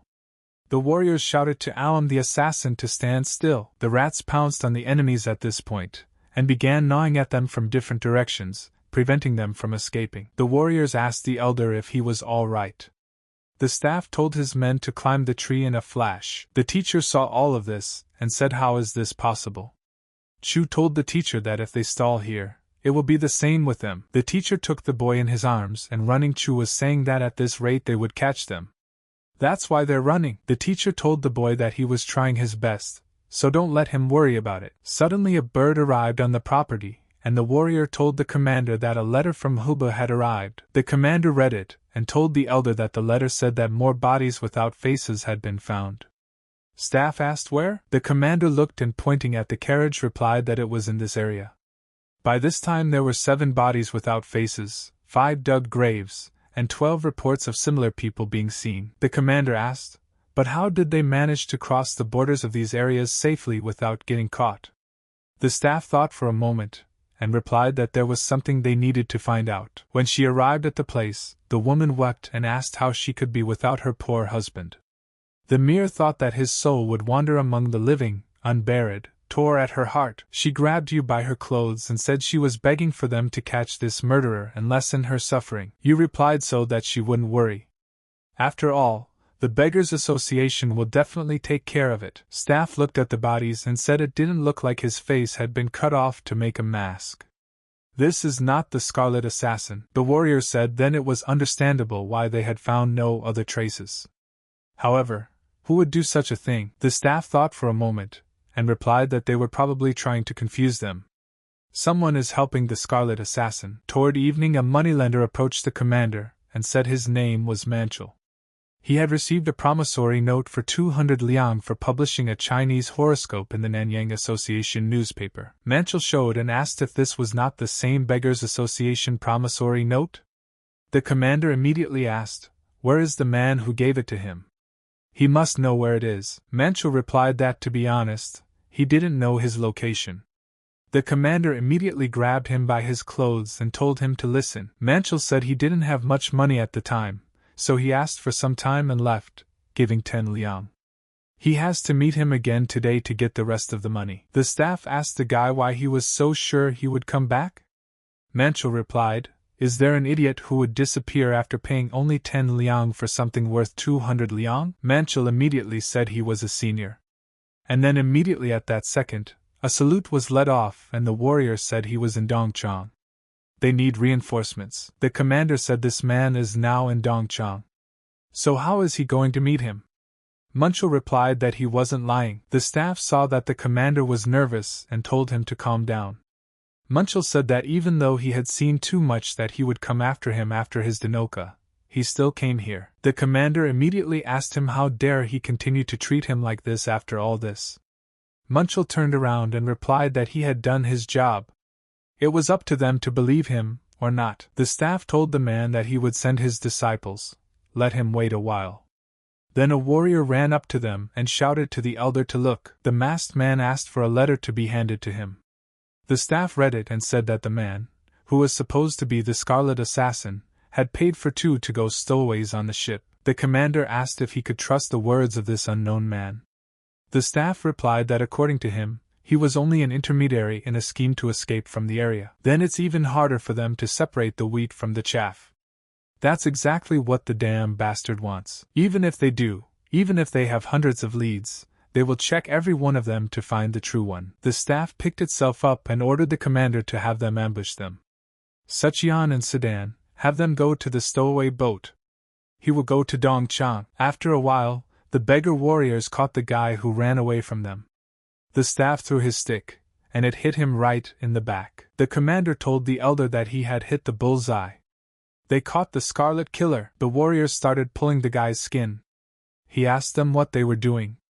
The warrior looked and reported that it wasn't a mask. The staff told him he was an idiot. He asked the guy why he decided to run away when he saw the followers of the Nanyang Beggar Association. The boy replied that in his village he was known for his agility. That's why many people challenge him. He was told that he would receive 5 liang if he could get the Nanyang Association to chase him for 2 days. The commander got very angry and asked him who told him that. The guy replied, he had never seen it before. The staff immediately kicked the guy in the face with his foot and told Scarlet Killer to be damned. At this time on the boat, the teacher asked the boy how a pack rat appeared on Tianyin Mountain. Does he know how to give them orders? Chu replied that no. He just imitates the sounds of animals. Chu said that a long time ago, all the rats in the neighborhood made the same sounds, forming a kind of noise. And then there was a landslide. Since then, when he starts making similar noises, the rats go crazy. He thinks in their language, the squeak means beware, a landslide. The teacher at this time is pensive, for he does not understand whether he is protecting this child or he is protecting him. Chu asked the teacher, did his mask stick somehow wrong? The teacher replied that no, it was fine. But suddenly, someone upstairs shouted for the captain to stop the ship at once. Tell them to lower the anchor and dock there. And the Beggars Association orders us to stop. The captain asks who they are. The beggar warriors shouted that they had told them to stop the ship.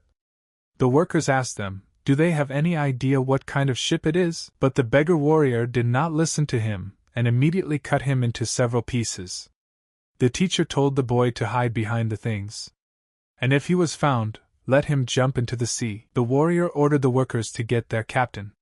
He needs to talk to him. But the worker pointed his finger at the captain, whom the warrior had already finished off before. The warrior told the worker that he was now the captain of this ship. Did he understand the order? The worker answered that he did. The warrior ordered the captain to get all the outlaws on deck. Let them begin at once. The warrior gathered them all together, and said that each of them could be safely cut into pieces and thrown into the sea. Nobody cares about them, but if they all cooperate, they will allow them to continue on their way.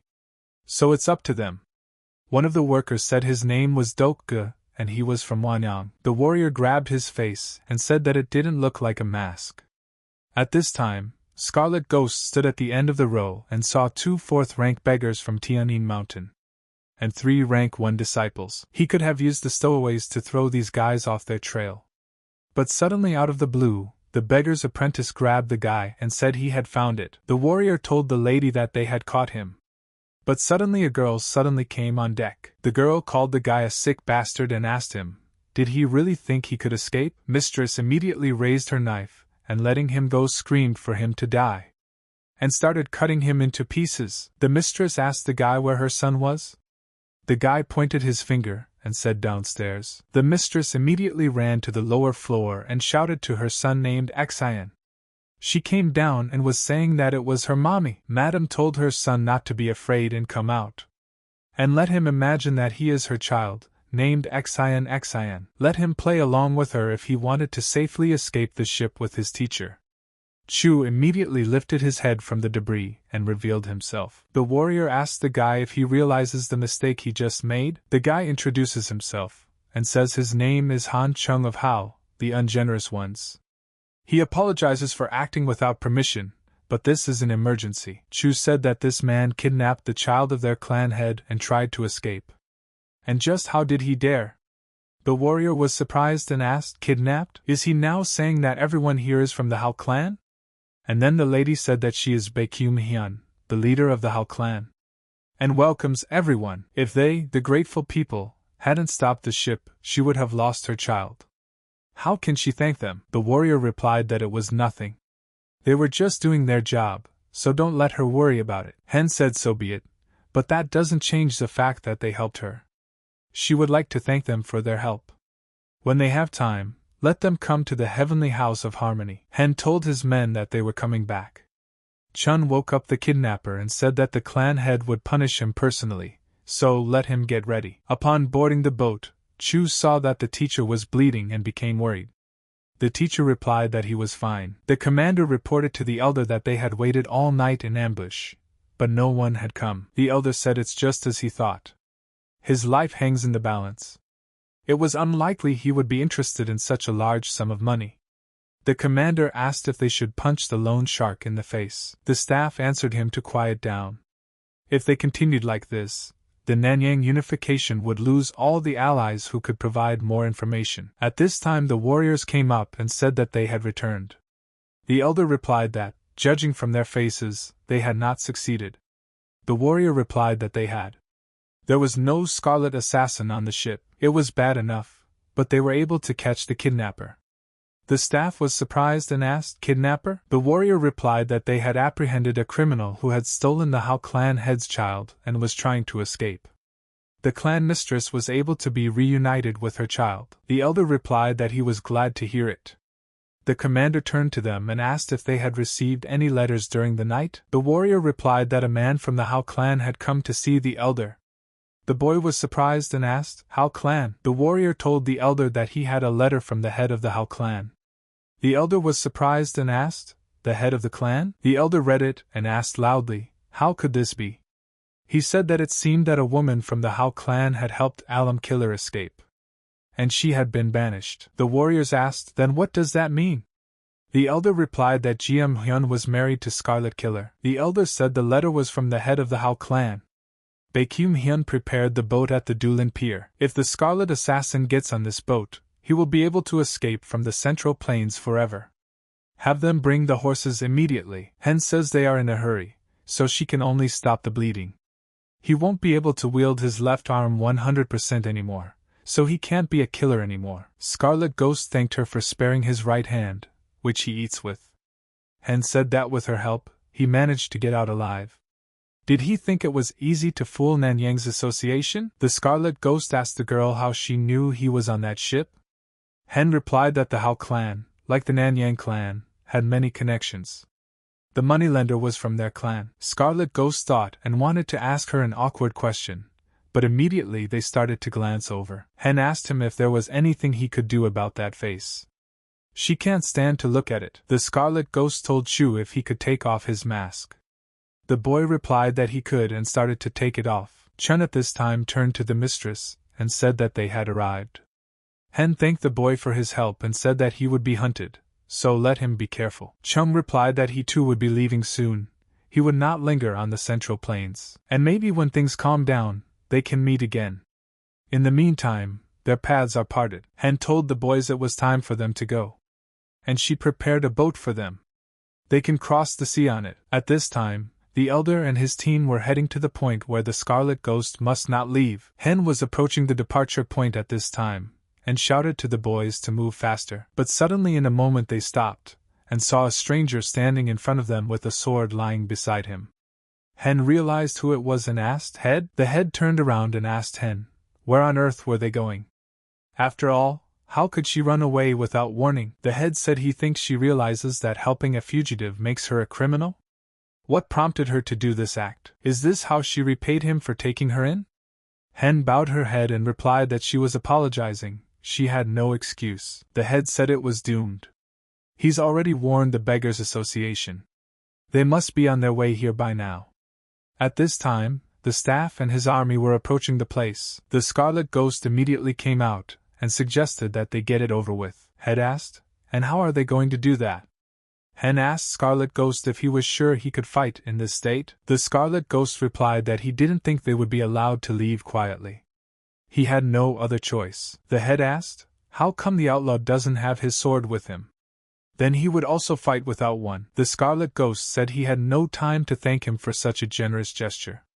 And he went straight for the head. Taking a blow from his foot, the head easily deflected it, and stepped back at arm's length. Immediately, they began to fight to the ground, and Scarlet Ghost couldn't land any blows with one hand. The head did not fight at full strength, for he realized that he was stronger than this man. And with a slash, he dropped the Scarlet Ghost to the ground and stepped on his throat with his foot. The head told him to let Bay leave. Scarlet Ghost asked him what he was talking about. The head replied that if he left Mrs. Bay here, he would not prevent him from getting on the boat. The Scarlet Ghost replied that it's not that simple. And the head realizes that Hyung is considered to be his accomplice. The head replied that this is correct. That's why he plans to resign and hide with Bay in the Murim. Hen immediately ran up and told the head no. She realizes her situation. She realizes his heart is filled with love for her. But because of this man, she can't reciprocate it. She is consumed with guilt for ruining his brother. All this time she'd been waiting for a chance to make it up to him. Once it happened, she couldn't stand idly by. Even though they have been apart for 15 years, they are still husband and wife. She belongs to Sung-un, the Scarlet Killer. If she stayed with him, he'd just be living with someone whose heart doesn't belong to him. She's sure he realizes that marriage won't last. Head asked, so it wasn't because she didn't like him? Hen replied, how could he think that? He was a ray of light to her. The head turned his back and told them to leave. But Hen didn't understand at first, so he repeated again, telling them to leave quickly. The men from the Beggars Association would arrive here any minute. Hen knelt down and thanked him for being so helpful. And she would pray for his health and well-being. The boys immediately climbed onto the boat and swam away, while the head put his blade under his armpit and cut himself. The warriors shouted to the elder that it looked like they were too late. The elder immediately jumped off his horse and shouted to the clan leader. The head said his skills were not enough. He couldn't stop them.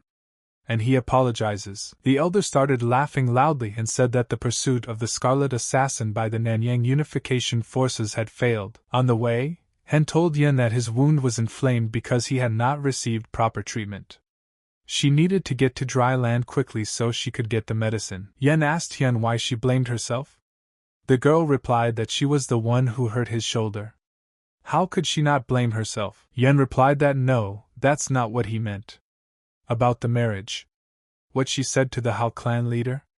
Hen immediately turned around and said that he knew it himself. She could not properly fulfill the role of wife or mother. She's a talentless woman. If she hadn't drunk then, there so, she wouldn't have been hit by that cart. Yen got angry and said that no, it wasn't true. Yong said he was the reason she started drinking. He was the one who couldn't provide her with a decent life. It was because of him that day after day she lived in anxiety about her fugitive husband who hurt her again and again. Hen said she was just following him anyway, not really thinking about what was coming next. Yen replied, and he dragged her behind him, knowing what lay ahead of them. Un said seeing that they don't blame each other now, he realizes that they've gotten older.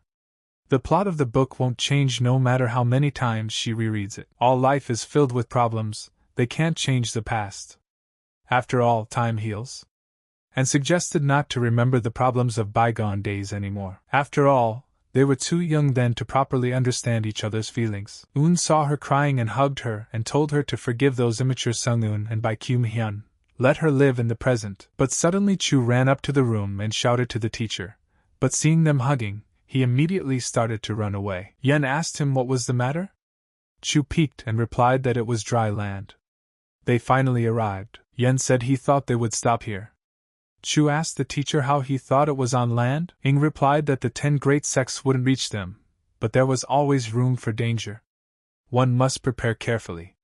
Hyen asked her husband why he was intimidating him. Chu replied that it was fine. As long as his teacher is with him, he has nothing to fear. Hyen told her husband that he was lucky to have such a reliable student. Chu smiled and told Hen that she was right. The teacher was really lucky. The girl took his hands and told him to go over and sit down. Hen started stroking him and saying that he was such a cute kid, but he was running around with his hair all messed up. He's not a beggar, but his hair is all messy. In that second, Chu felt something strange called love and care. Hen didn't think long and braided his hair. She said it was ready. Chu didn't hold back his emotions at this time and cried. Hen was surprised and asked why he was crying. Does he not like it? Chu replied that no. That wasn't the point. Every time he saw Chun Sang and Un Men's moms tie their hair, he always wanted to feel the same way, and now he realized how it felt. So he cried. When Hen heard him say that, she let out a tear too. Hen immediately hugged him tightly and told her husband that they would raise him as their child. Yen replied that this child is his apprentice. That means he will become a member of the Dead Souls Squad. Hen says that her husband is a murderer, so a baby murderer is not a big deal. She wants to give this child the love they couldn't give their daughter So. At this time, the kid was treating his commander and said that Sogo had mastered the first step in the first stage of the triple blood strike technique. The man replied that Sogo had indeed succeeded. Their eyes didn't deceive them, did they? Ek said there was more good news. Their brothers, they all managed to escape. The man asked, "Is it true?" The man laughed, and said that was to be expected from his brothers. He knew it would be like this. Eek told his older brother that in honor of this he would make him beef soup. The man started laughing non-stop. The man said he's so happy, even though he's stressed about the fact that he can't cry. But suddenly on the street Eek stopped in surprise, and his teeth trembled in his mouth. He immediately threw away all the food and pounced on the girl he saw and even recognized. Ek immediately fell to her knees and started crying. She went over to the man and apologized to him, saying that she really didn't think it would turn out like this. The man said he was the one who made that decision. Yun, she has no need to apologize. However, if she really feels sorry for him, can he ask her for the first and last time? Yun replied that she would do whatever he wanted. The man said that Sogo is dead. Let her not look for him again. At that time, Yen and the boys climbed the mountain where the beginning of Yunnan City was. He said it was a miracle that they had traveled so far and survived. No one would recognize them there. Hung asked her husband, does he wish to settle there? Yen replied that Yunnan is inaccessible to the 10 great sects, but it is still part of the great Ming dynasty. If it goes on for a month, they will reach the southern deserts where they can finally rest. Chu immediately ran off and told them to go quickly then. He would show them the way. and he called them Mom and Dad. After a few months, Yen and the boys settled down in the mountains. When he woke up, he decided to go out and have a look around. Hyen saw him and said that he had finally gotten some sleep. Un replied that he had, and that he hadn't slept well the night before. Hen provided him with water and asked if he was dreaming about his brothers again. Yen replied that he had. The girls said they'd be fine.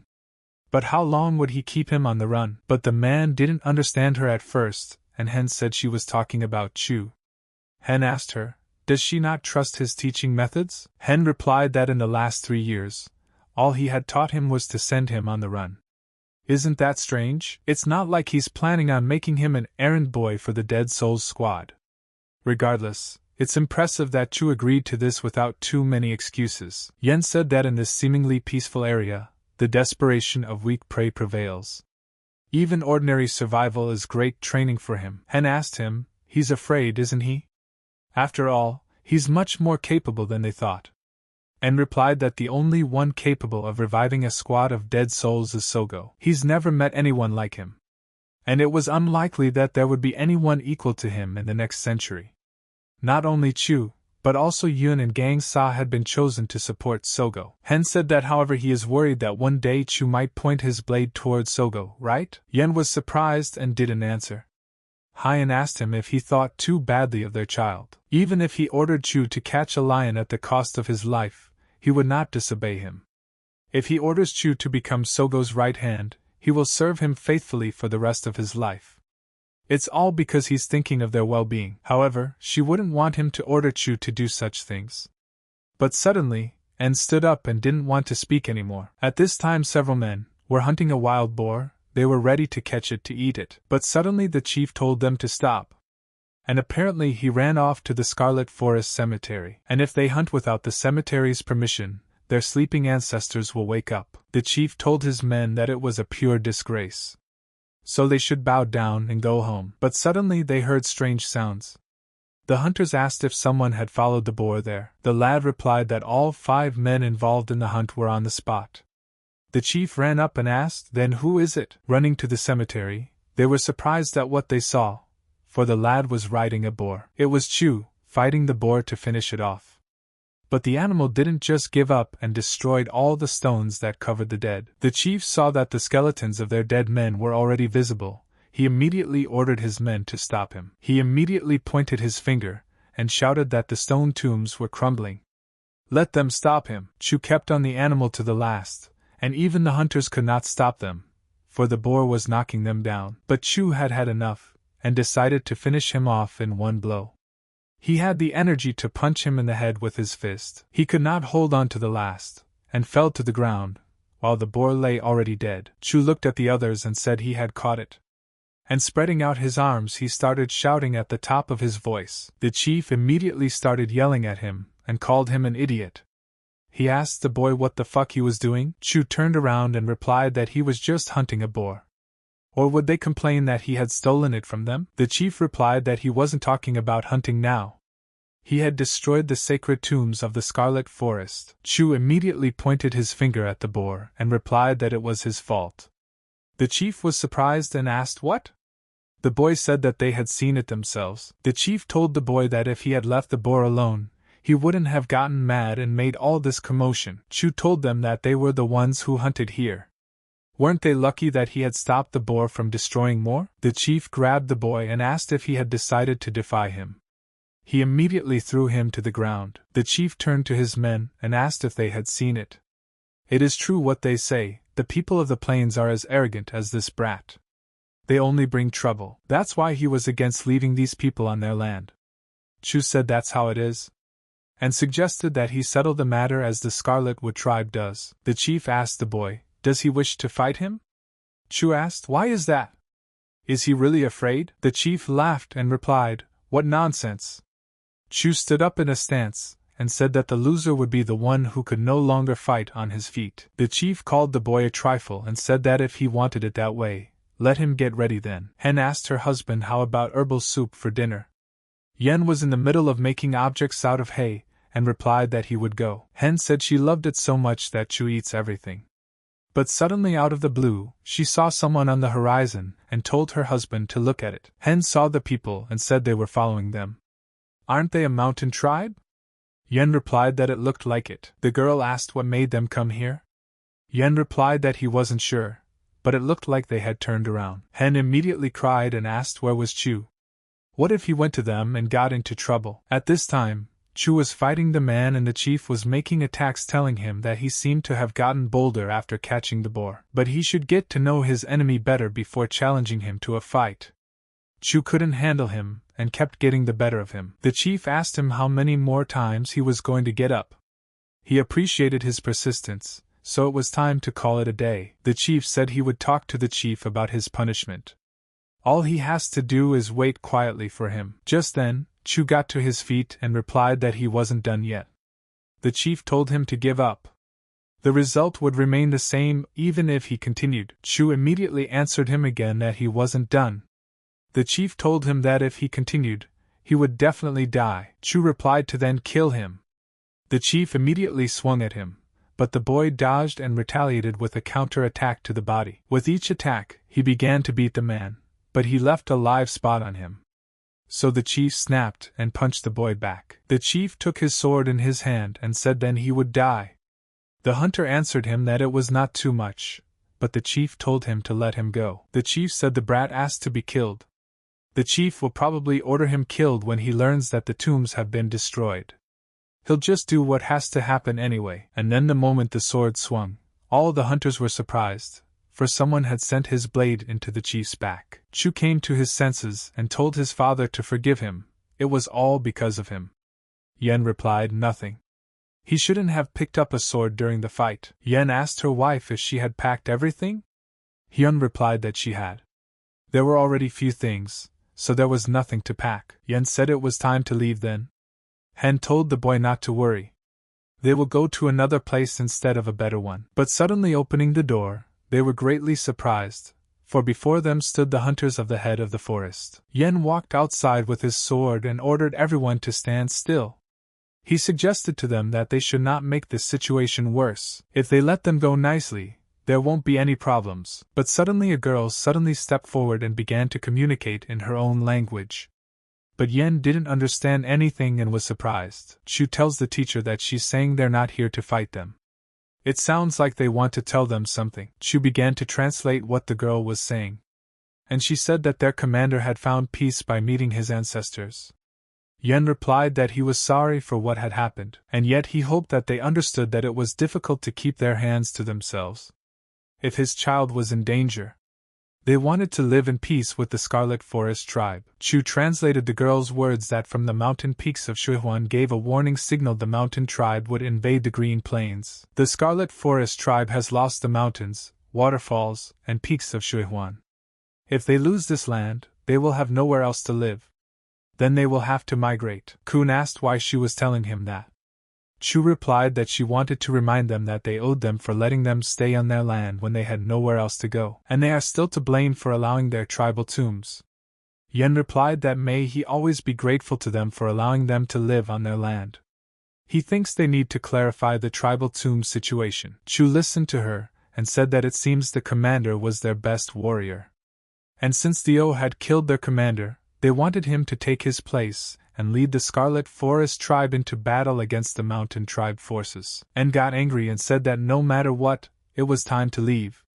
Hen said that ever since the reign of Emperor Wu Di, the people of the Central Plains had constantly invaded the southern deserts. She doubts the people of the southern deserts would think well of people from the mainland afterward. They said that they would find a better place to keep Chu safe, but they don't even know if the other tribes will accept them. In other words, it couldn't be said with absolute certainty that the other tribes would be as kind as the Scarlet Forest tribe. Hen asked his wife if she meant to say that they should help them. Hen replied that she thought the chief's request was reasonable. Yen said that she herself knows very well that he can't hold a sword with his left hand. And she's sending him to war in that condition? Hyen asked, then maybe go tricky? For example, let them disperse the tribe's forces across the plains and attack using fire. Yen replied that if they use fire in the dry season, not only the mountain tribe would go down, all the southern deserts would go down in flames. Hen said that she meant, for example, It was just an example. Yen said that he had no reason to interfere in the affairs of the Scarlet Forest and Mountain Tribe. It's time to leave. Yen asked Chu what he was doing? Let him tell her. He immediately translated to her, and they turned around and started walking away. Yen said that even though he denied their request, he didn't think they were too upset about it. Chu replied that he told them not to worry because they would help them. Yen was surprised and asked his son what? Chu replied that the Mountain Tribe was oppressing the Scarlet Forest Tribe. They should help the weak. Yen started calling him names and asked him how dare he go against his father by making such an important decision. Chu replied that the commander's death was on his conscience. He had deliberately provoked him. Yen was surprised and asked him why. Chu replied that he couldn't even land a single blow on him in the duel. So he thought that if the commander was excited, he could find his weak point. Finally, he could not stand his provocation, and his movements became sprawling and careless. He managed to land 2 blows on him. Of course, he didn't think he would get so angry that he would pull out a sword. Yen said that's what he wondered, why he first decided to fight the commander specifically. Chu replied that he wanted to duel a human. Over the past 3 years, as he ran through the grasslands and wastelands, he had fought the animals that came across his path. Monkeys, boars, snakes. Chu told my mom not to go to the lake behind that hill. There's a whole nest of green vipers in that lake. And in any case, he realized that father wasn't preparing him to be an animal hunter, which was why he wanted to fight a human. And that's why he provoked the commander. Hen turned to her husband and asked him, hadn't she said it was time? Yen started stroking his son and said that it looked like he hadn't been paying much attention to him. Once this war is over, he will start training seriously. Chu was surprised and asked, really? After all, he is willing to be his left hand. They will fight side by side. Jen told him not to even think about it. He's too young to be involved in the war. Let him defend the village with his mother. Chu disagreed with him and began to resent him. Yen told his son that if he continued to insist, they would leave now. Let him choose. Coming deep into the forest, the hunters said that these people were from the Central Plains. The ones who killed their commander are here. The girl met him and greeted him. Yen bowed and replied that he was grateful that they had welcomed them. Chu said that he could tell from their facial expressions that because of the incident with the commander, the dumpling people were not very eager to greet him. But since there'll be great reinforcements, that's what will calm things down. Un said that he understands. He will try his best to help. The girls said they had prepared a place for them. But suddenly they heard something in the forest and turned around sharply. The girls said it was the sound of drums. So they started their movement from the peak of Mount Shihuan towards the plains. Every time the hill tribe moves, they try to instill fear in them in this way. And the war with the hill tribe is coming. Chief told the boys to take this as a welcome gift. And have them let me know if anything is needed from them. Yen turned to the chief and asked if there were no other warriors who could become commanders and lead the tribe. The chief asked where would they come from. There are rumors in the village that he's a great expert in martial arts. That's why she asked him. The rumors are true, right? Yen replied that he would be honest. There are 3 reasons why he can't lead the Scarlet Forest tribe. First, he can't communicate with them, so it will be difficult to give clear instructions quickly. Secondly, he has never thought out a battle strategy. Even though he can fight, he is not fit for this battle. And third, a leader must command respect from his subordinates. A commoner like him simply does not deserve it. The chief said that if he really thought so. And then Yen replied that that's why he's going to fight, because he's good at it. He will try his best to take the place of the commander. Chu replied that she believed that would certainly be the case. Going outside, the hunters began to train and fight in fist fights. The guy said to the others, "Did everyone see?" Instead of expending all his strength, he only lightly hit him. However, he was now battered due to his breathing being knocked out. And proper breathing technique is not only useful for attacking. If they tense all their muscles while holding their breath, they can evade any attack. Let them get it in their heads. Hunter asked who else wanted a duel with him. But suddenly out of the blue, Chu came out and started shouting what he wished. When he turned around, he saw it was a boy and told him to get out. At the moment of the fight, Chu started getting punched. Chu fell to the ground and said, "This man is strong." Much different from the commander. Suddenly, a girl appeared in front of him and said that it was right. This kind of kid has nothing to compete with him. His name is Ik-suk, the Strike King of the Scarlet Forest tribe. Chu stood up abruptly and asked, "Who is she? Let her get out of here." He immediately ran up to Soku and started throwing punches to the body. Juice was like a rock and felt nothing, and in the same second hit Chu with an uppercut, and the boy flew backwards. The girl approached him again and asked if he appreciated the king's blows. Chu replied that she shouldn't piss him off and get the hell away already. The girl put her hand next to the guy's hand and asked why is he so light-colored.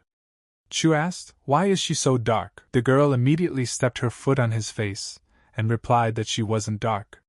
Chu stood up and punched her in the head with his fist. The hunters began to shout that this brat from the Central Plains had struck Irin.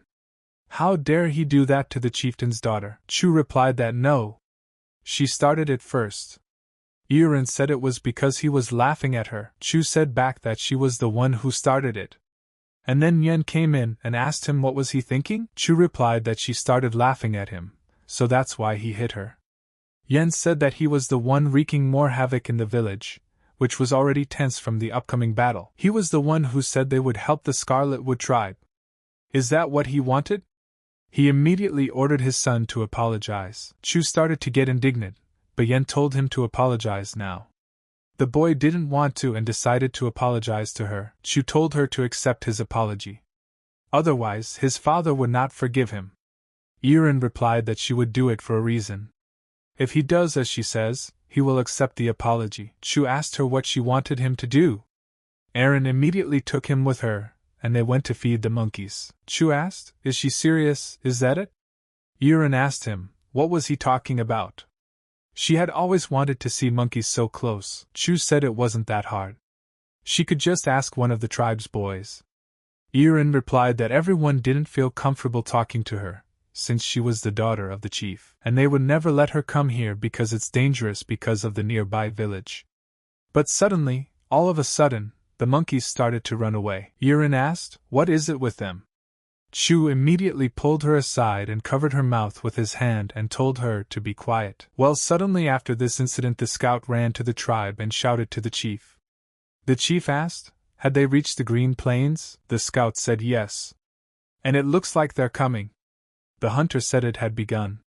The chief looked at him and told them to get ready for battle. The hunter realized his hand and shouted that the time had come. Warriors of the Scarlet Forest tribe, let them get ready. Yen was in his house getting ready at the time. Suddenly Hen came in and said that all the men of the tribe were gathering right now. Yen told his wife that if the Scarlet Forest tribe loses or something happens to them, let her take Chu and return to the Central Plains. Hen didn't expect this and turned to him. But Yen told her to go back to the head of the ingenious clan. He would help her survive. Hyun immediately hugged him tightly and told him not to say such a thing. He's Song Yun, the Scarlet Assassin who managed to escape from being chased by beggars. She believes in him. The enemies at this time in the forest said that they would wait here until the battle started. And it is necessary to make camp. Irin asked the boy why they had come all this way. Chu replied that he wasn't sure. They need to warn the villagers. But suddenly a hunter appeared in front of him and asked, warning him about what? The guy immediately grabbed the boys and told the others to see who he had caught. The boys said the brats were listening to them. The commander told him they were too young to be slaves. Let him get rid of them. But suddenly one of them told the boy to stop. That girl looks like the daughter of the chief of the Scarlet Forest tribe. And if they leave her behind, wouldn't she be useful as a hostage?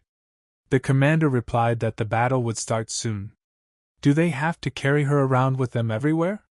Let them just kill her. But Chu, hearing such words, charged from the elbow of his enemy, and he immediately let them go from his hands. The others started laughing and saying that one of them was beaten by some boy. Chu immediately took the girl's hand and told them they had to run. The commander told his men that these kids would give away their location.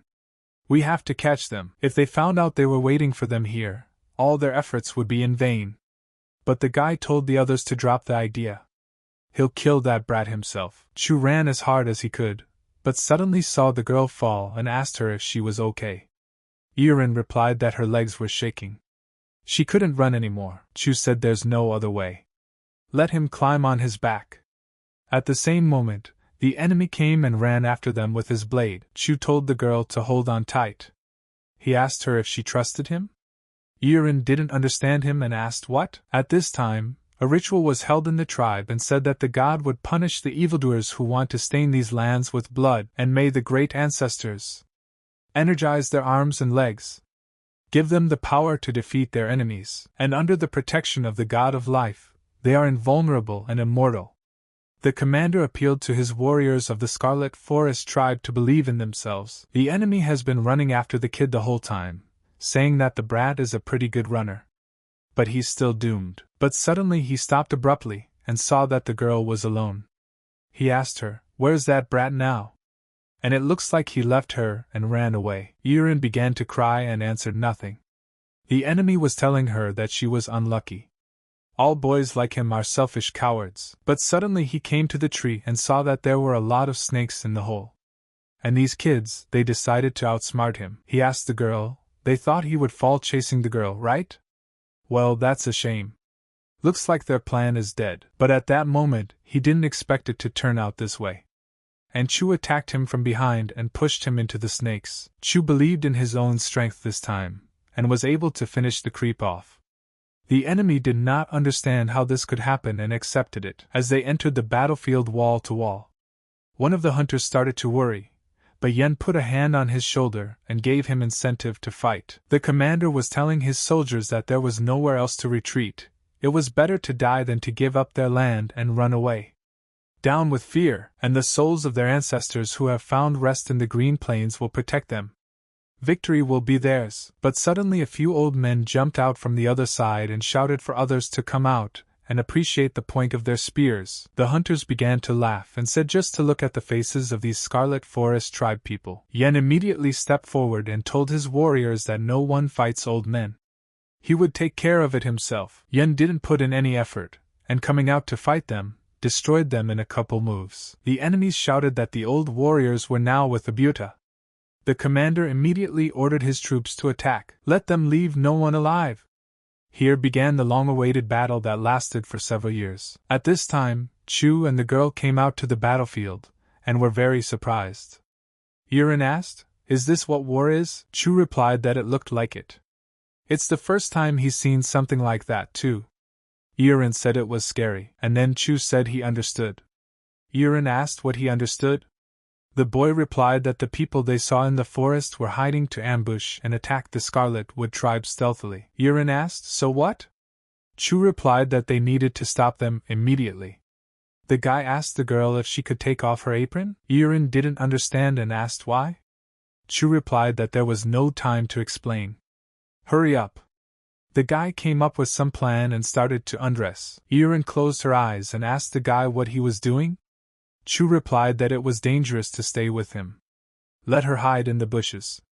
She will be safe, just don't make any noise. He would come back for her as soon as it was over. Yiren asked him if he would promise to come back. Chu replied that he would promise. The guy was telling the commander that the battle had already begun. How long would they have to hide?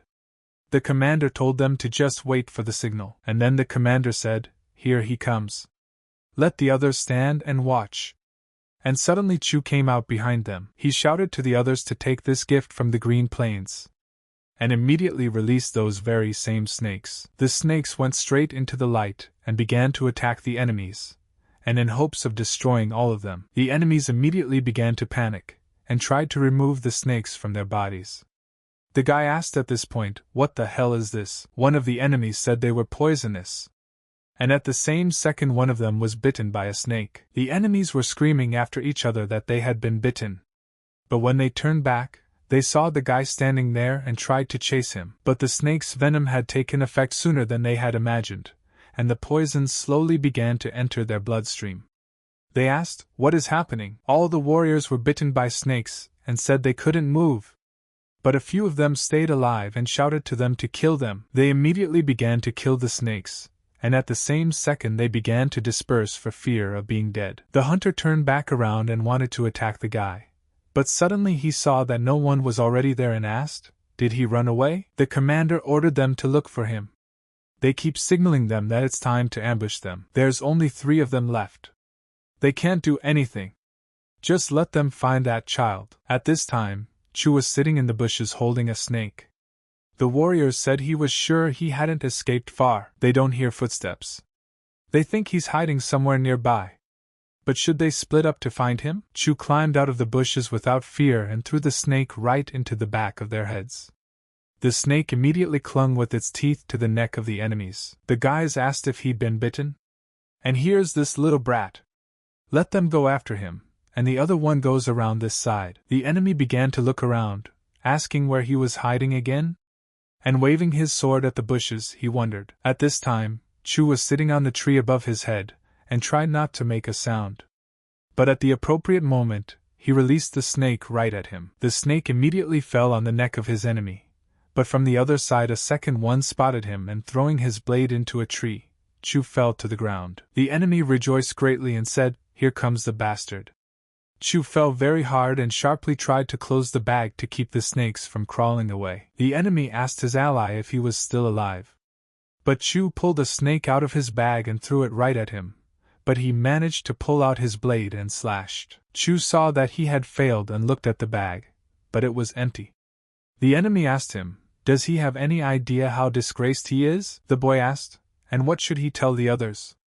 That the warriors of their tribe were killed by just a useless little kid? He would blow his head off and wear his skull on his belt for the rest of his life." And immediately raised his blade to finish the boy off. But Chu saw another blade standing next to him, and raising it, he cut off his enemy's arm. The enemy was greatly surprised from such a moment, for he didn't even know it would be like this. Chu continued to strike at once, and stuck his blade in. At this time, the battlefield was still fighting, and Ing slammed into one of the enemies. Ing glared and saw that their forces outnumbered those of the Scarlet Forest tribe. The tribe had suffered numerous casualties, and at this rate, the tribe will be wiped out. The only thing left to do is to act differently. The head of the enemy asked, "The squad is in the woods, are they deaf or what?" And immediately they started banging on the drums. But suddenly an ally came up to them and told them to stop. After all, there was no response from them anyway. What's the point of continuing to signal? Let one of them go and check out what they're doing. One of the warriors said he would go. And saw one of them, and realized it was him. Mo-Jine, head of the mountain tribe. He realized one thing: the only way to get out of this situation was to kill that man. He decided to take a different course of action, and skipping through the crowd, immediately ran towards the head. The head guard said what a daredevil he'd found. And the hunter said he would deal with him. Yen was trapped in a trap where he was surrounded from different sides and started killing one by one. Switching to the head after them, he aimed his strong attack at him, but saw him dodge at the last moment. Yen was greatly surprised that he couldn't hit him, and without stopping there he began to launch attacks. But with each of his blows, the head dodged with ease, and even landed a blow with his foot. The head started to say something in his own language, but Yen was very angry and answered him to shut up. After all, he didn't understand him anyway. Yen didn't give up on that, and rose up and pointed his blade straight at him. The head decided to act seriously, and pulled out his blade. But it didn't work for him, and Yen threw a leg kick. The head caught his foot in the air and said he was disappointed. After all, he expected more from him, but is that all he can do? Yen was surprised and asked him, "Does he know their language?"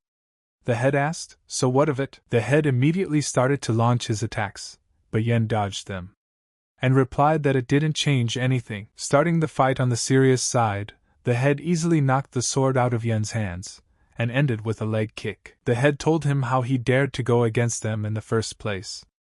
And anyway, why would someone from the Central Plains help the Scarlet Wood tribe, knowing that they were doomed? But suddenly he felt someone attacking him from behind. When he turned around, he saw a boy with a blade coming at him. But Chu didn't aim and only grazed the head's face with his blade. But the head pulled his face away. Chu immediately stood in front of his enemy, and asked if his father was okay. Yen called him a fool and asked why he had come here. The hunters immediately saw this and turned to the head. He replied that it was all right, but that they should not react so violently. The head held his scrunched-up face and realized that he hadn't noticed that he had crept so close to him. Chu asked his father, "Is he a martial arts master?" Yen replied that yes, he is. The kid asked that if they fight together, will they have a chance? And then Yen replied that he wasn't. Chu thought for a moment, and told the chapter that he was the lucky one. The head was surprised and asked what he said. Chu threw away his blade and replied that they had lost. Since he had missed the last opportunity, continuing to fight would just be a waste of energy. May he now show mercy and let them die with the least pain. The head said the wrong thing about what he had said before. What did he mean by being lucky? Chu replied that his father had agreed to train him in martial arts. But this war had started.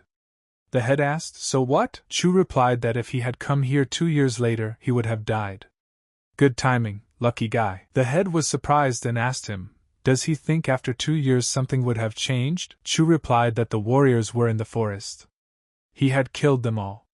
He would be able to do that without even learning any martial arts.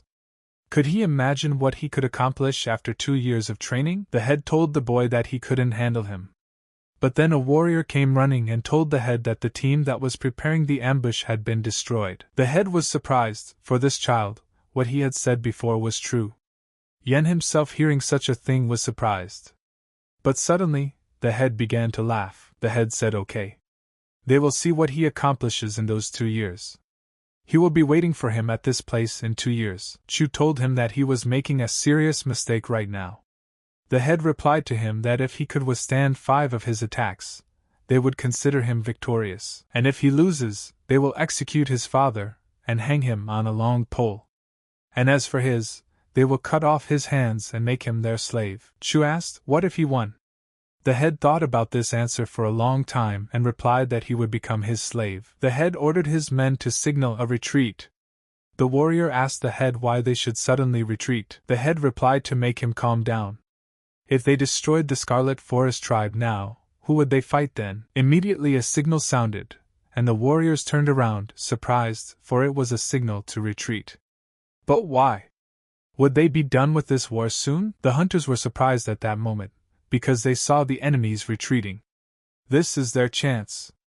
We can attack them from the back. The commander said no, and ordered everyone to stay where they are.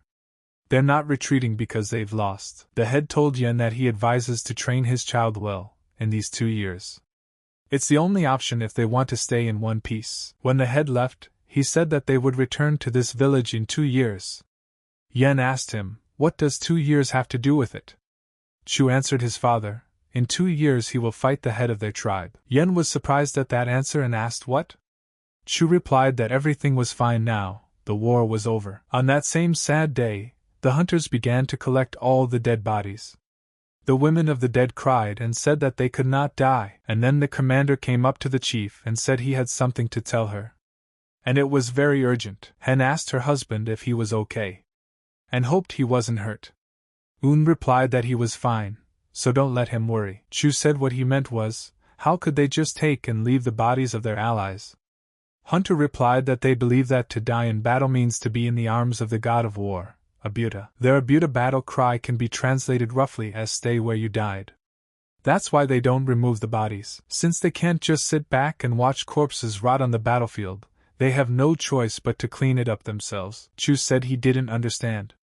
Hyen saw her son and said she'd been looking for him. Has he been here all this time? Yen replied that's right. Jen said that this child saved him. Again. Hen was surprised and asked, really? And then the chief approached the boy, that she had heard that he had come forward and stopped the war. She was very grateful to him. He had saved their tribe. Chu replied that it was nothing. They only have 2 years. Chief said it all depends on what he spends those 2 years on. He could become a nobody, or he could become somebody. From now on, they're going to start getting stronger. They can't treat them like this forever. And then Chu said he remembered something. He needed to go immediately.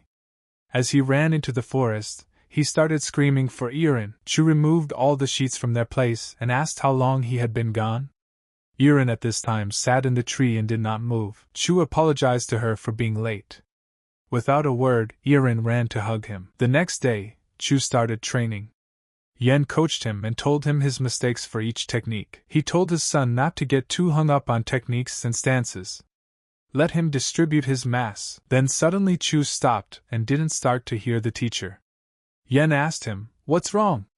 Where is he looking at while practicing? Chu told his father that he really is acting like a teacher now. Yen replied to him that before he became his father, he was his teacher. Enough of this nonsense, and let him focus, and said that 2 years was too short a time for someone to learn martial arts. There's no time to talk. Just then, Chu saw someone looking at them. Yen tells his son to come over. He felt like he wanted to say something to him. Chu approached the hunter, and asked him what he was doing here. The hunter replied that, to be honest, he didn't like him, because he had destroyed their ancestral tomb and killed their warlord. But since he has a duel coming up, he wants to help him out in some way. If he doesn't mind, he'd like to teach him how to fist fight. Chu told his father that the Strike King wanted to teach him something. Yen replied that the Scarlet Forest tribe's fighting skills were excellent. They would be of great help if he mastered them. Chu thanked him and asked if 2 hours would be okay. The hunter replied that of course they would. During practice, Yen told his son not to concentrate too much on certain techniques. The techniques may or may not work. In a real battle, he would have to use the ones that would work best at a particular moment. The King of Strike had also started his training and was telling Chu not to look at his fists. He won't be able to react if he only looks at the fists alone. He must follow the way they move. Yen asked his son what is non-acceptance. Chu replied that it is the suppression of desires. The teacher said that there is non-acceptance that is about suppressing their desires and doing the right thing, and non-acceptance that focuses only on suppressing their desires. The most important thing in learning martial arts is to get your body in perfect condition. This is just a basic workout, but it's very beneficial, so let him keep running. Chu started practicing with his blade, and began chopping rocks with his sword. But suddenly he felt someone come and asked. Hunter apologized and replied that he just wanted to look at the kid who had challenged their commander. Chu asked him who he was. Wasn't he walking around the Scarlet Forest tribe's lands too calmly? The hunter answered him not to be so cocky. They were all lucky that he wasn't involved in the last war. Let him be thankful that their commander is merciful. If it were them, he'd be dead by now. Chu asked, then why doesn't he try to kill him? You can bet he can't. Hunter replied that he was curious as to why he was so interested in some kid, but he thought he was beginning to understand the chapter. The hunter said he had a message from his commander. He will be able to set foot on their land. There's a great place to train internal chi energy. He let him train there as much as he wanted. But only he can go there. Chu asked why he had made him such a ridiculous offer. Hunter replied that he didn't understand it either. Maybe he doesn't want this fight to be too boring? There's a huge gap between them, he realizes that, right? Chu asked him, what if he wanted to lure him in there and kill him? Hunter turned around and was walking away saying how much he wanted to rip that bastard's mouth open. Yen told his son that this head is different from others. He doesn't use the same techniques that the tribe people of this region. Even his evasion techniques are different. He is certain that the head is proficient in the martial arts of the plains. He even knows their language. Chu asked who he was. Yen replied that if he really wanted to kill him, he would have killed him back during the war, and told his son to go to the place they told him about. It would be really good for training. Yen trained his son as a fighter and made remarks during training. He used to say that Chu was too predictable. If his opponent can predict his next move, the fight is already lost, and with every step, let him feel the energy of the earth. Each clan and sect has its own secret technique, but who he becomes in the end, strong or weak, depends on how quickly and accurately he learns these techniques. It's not about martial arts, it's about training. Chu didn't stop at one thing, and tried to go on, gaining a lot of experience. Late at night, Chu went outside and told his mother that he would be back. But suddenly Irin came outside and the boy saw her. Chu said surprised that she had grown a lot in those 2 years. Irin asked him who he was. The boy was surprised and replied that she must be angry. He could understand. Chu apologized to her, and said he was too busy training, no time to think about anything else. Irin said that he had thought of someone other than himself all day. Chu replied that he knows she's aware of that, but he has a duel tomorrow, and this might be the last time they see each other. Chu saw that she wasn't saying anything and said goodbye to her. Irin had nothing to say to him, and replied lastly that she believed in him. Chu said, how dare she say you? To her own brother. He immediately raised his right hand and walked away. The next day on the battlefield, the head of the enemies asked, has he come yet? The enemy looked on and replied that it looked like it. He had not seen him either. The head said that if he didn't show up by noon, have him tell them that they would resume the war they had suspended 2 years ago. The enemy ran and relayed to Team Chu that if the child didn't appear before dawn, have them get ready. They will destroy them. Hen asked that had Chu forgotten about today? Yen replied that it's impossible. He thinks he dozed off, practicing under the waterfall all night. The warriors asked, what if he ran away? The others replied that to be honest, he would have run away too if he were him. King Fist told them to shut up. He's not one of those irresponsible people, so let them watch their mouths. The squad leader said that the mountain tribe can't be trusted. Whether Chu will come or not, they still aren't sure what they'll throw up next. Just then a warrior said, here comes Chu. The guy asked them, were they all waiting for him? The warriors replied that they had threatened that they would start a war if he didn't show up. The enemy told the head that the brat was here. The head replied that of course he was, as he should. Hen immediately ran out to him, but the guy showed her hand to stand still and stay back. Chu asked his father how he could bring her here, where a battle could break out at any moment. Hen told his son that he should have come to eat. Chu replied that he wasn't hungry, but he liked his body to be light. Have her cook something tasty after he finishes the fight. Yen threw the sword into his hands and told him to remember, as a son, he can't leave this world before his parents. Chu immediately drew his sword and answered his father not to worry. He would take care of them until they were so old that they would even forget who he was. Yen was surprised and told his wife to watch the boy talk. Chu replied to them that he would be back. The head asked his men to give him a weapon. Immediately he was handed chains that had blades in them. Hen asked her husband if Chu could really beat that type just because he practiced hard. Yen replied that Chu is a talented kid. But 2 goals is too little. Hen said that she really hoped Chu wouldn't show up. Un replied that he knows, in desperate situations, he always finds a way to accomplish the impossible. No matter what, he will surprise them this time too. The head told the boy that he thought a martial artist should die keeping his promises and showing up on time. What had his father taught him in those 2 years? Chu wondered and asked, does he consider him a martial arts master? He's grateful. But is he praising him on purpose so he won't be too hurt by defeat later? The head swung his weapon and answered him he was a cocky bastard. Looks like the only thing he's trained is his mouth. Chu told him to get better prepared. The head immediately jumped on him and replied for the boy to try and block it. Chu immediately waved his arm and dodged the chain, and even managed to make a counter-attack in return. But the head began to read him, and while applying a chain attack he averted his gaze and immediately cast a leg attack. The head told the guy he wasn't bad, kept on his feet after his punch, but is that all he's learned in 2 years? Chu asked him why he was so impatient. They were just getting started after all. The head let his chains go and spoke. How insolent to think he could continue the duel. Chu immediately started running to the side to avoid being caught by the chains, and picked up the moment to attack. Immediately launching an attack, the head jumped into the air and stepped on the guy's back and was able to step aside. In response to that he immediately waved his chains and grabbed Chu by the throat. But the guy didn't expect such a thing and was surprised. Hen, seeing such a moment, immediately let her tears flow, because Chu was in a terrible situation. The head told the boy that he had overlooked something. Did he think he was going to be messed around with while he was practicing these 2 years? He hasn't missed a day of training either, so his calculation that he can beat him is wrong. But Chu was a bit smarter than that, and turning around sharply, he swung his sword, and the head let go of his weapon. But suddenly the head grabbed his weapon with his other hand, and pulled it into the ground. The head started dragging him across the grass and saying that thanks to him he was able to find some joy in this boring life. But he was weaker than he thought. He must pay for this. Hen immediately started shouting that this was not the way to do it. We must stop this fight now. But Yen grabbed him and told her to leave them alone. They would only get in their way.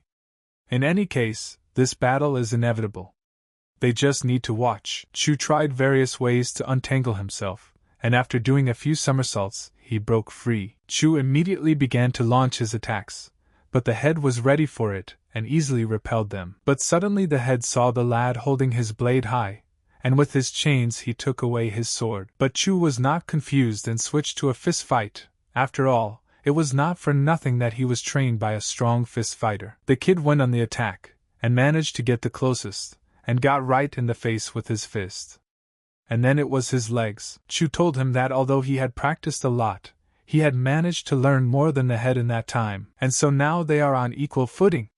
But suddenly, the head grabbed his weapon and launched an attack. Chu easily repelled the attack with his arm, but was slightly injured. The head asked the guy, "What was that bad joke?" Chu dodged all of his attacks with ease, and after doing a few somersaults to the side, he grabbed his blade. Chu asked him, "So is the joke he's talking about a joke?" And now he would attack him seriously. With a deceptive move, he managed to trick the head, and attacked from behind his full strength. Everyone was surprised at what was happening, for the head was holding his broken chains. The head asked what kind of attack was that. Chu replied that it was called the line of resistance. It was an attack he inherited from his father.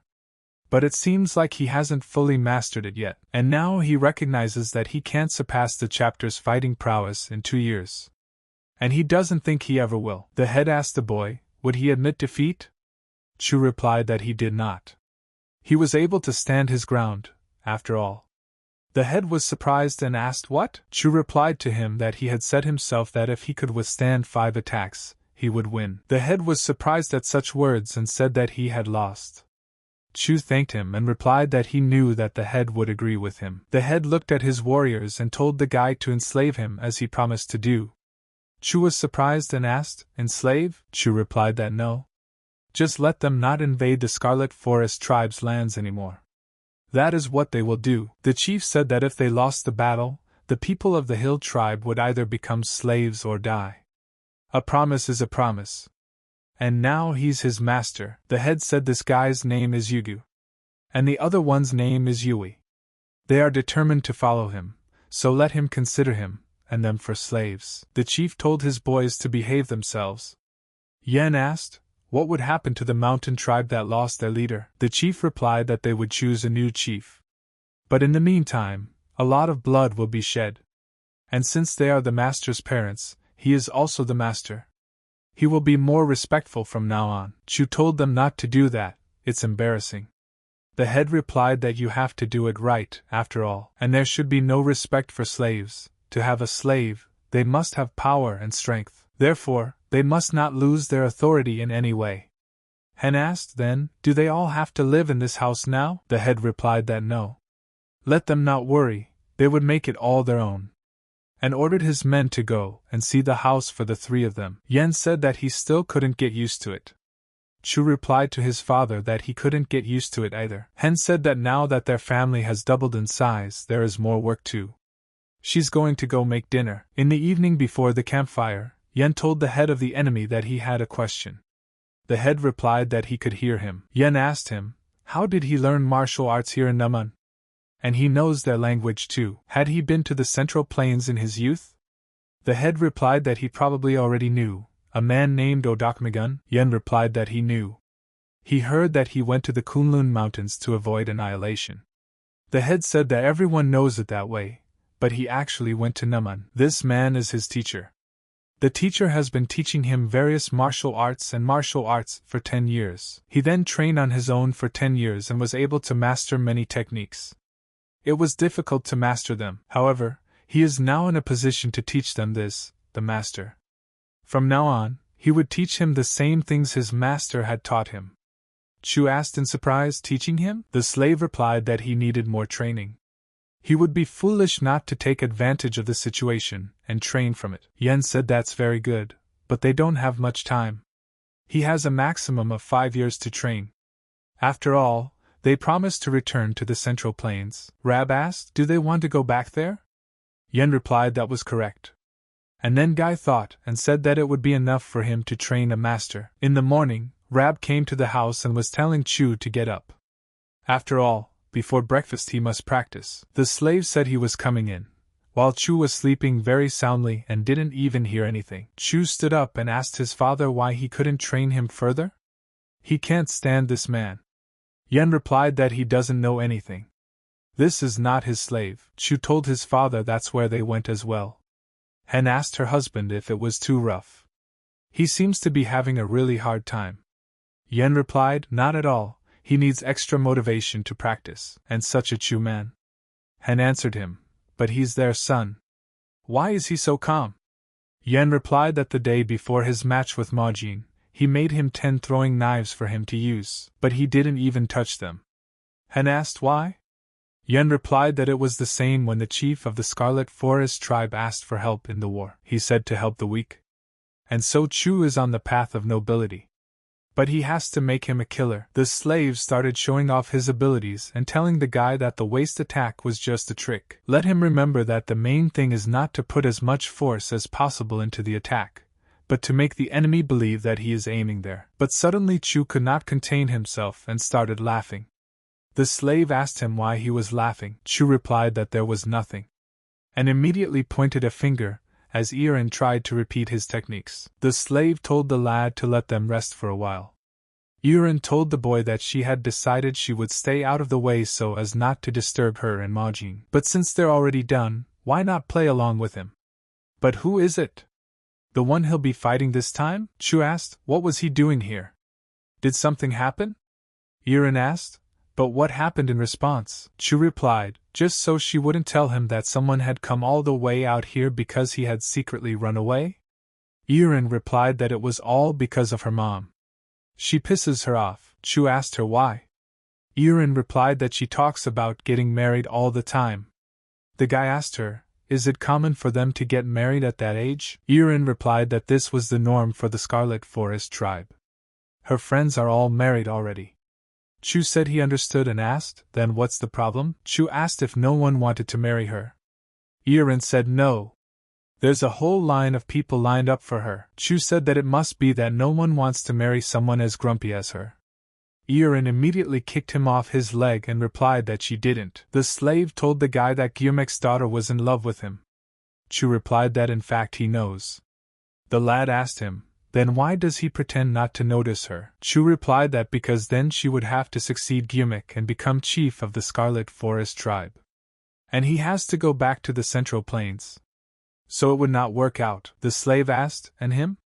Does he want to leave him here and return to the Central Plains? Chu asked. Aren't slaves supposed to jump into the fire after their master?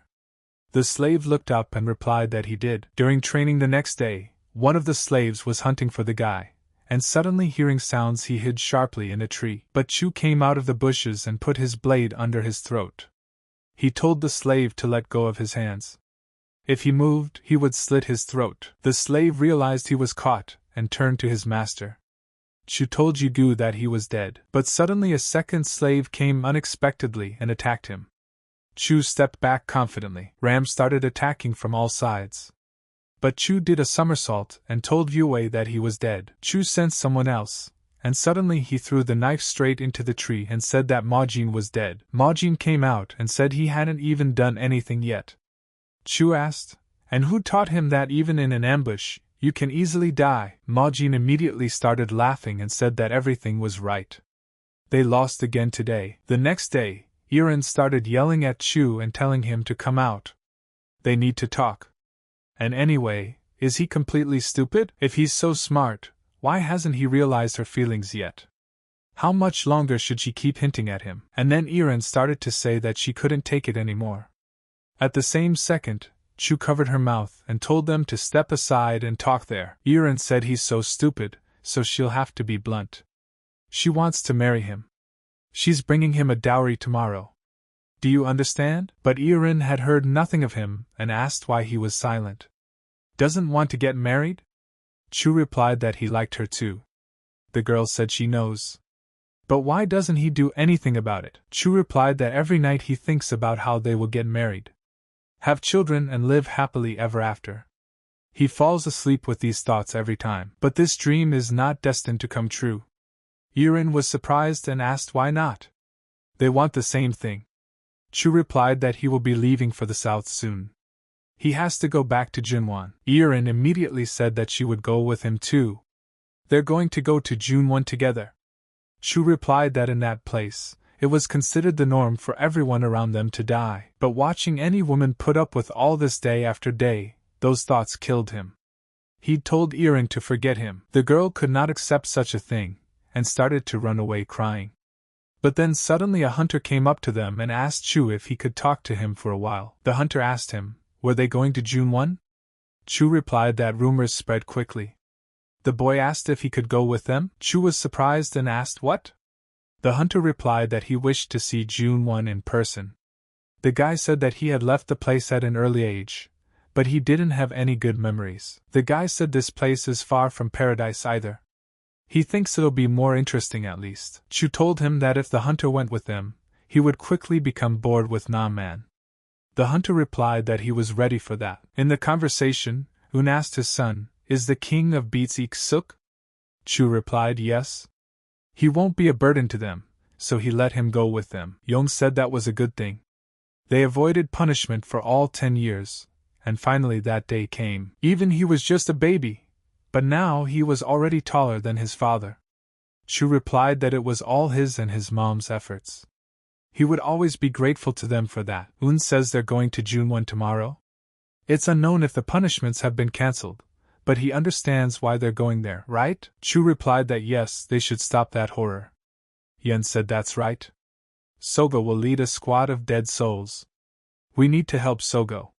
He knows what he means, doesn't he? Chu replied to his father that of course. He would do as he said.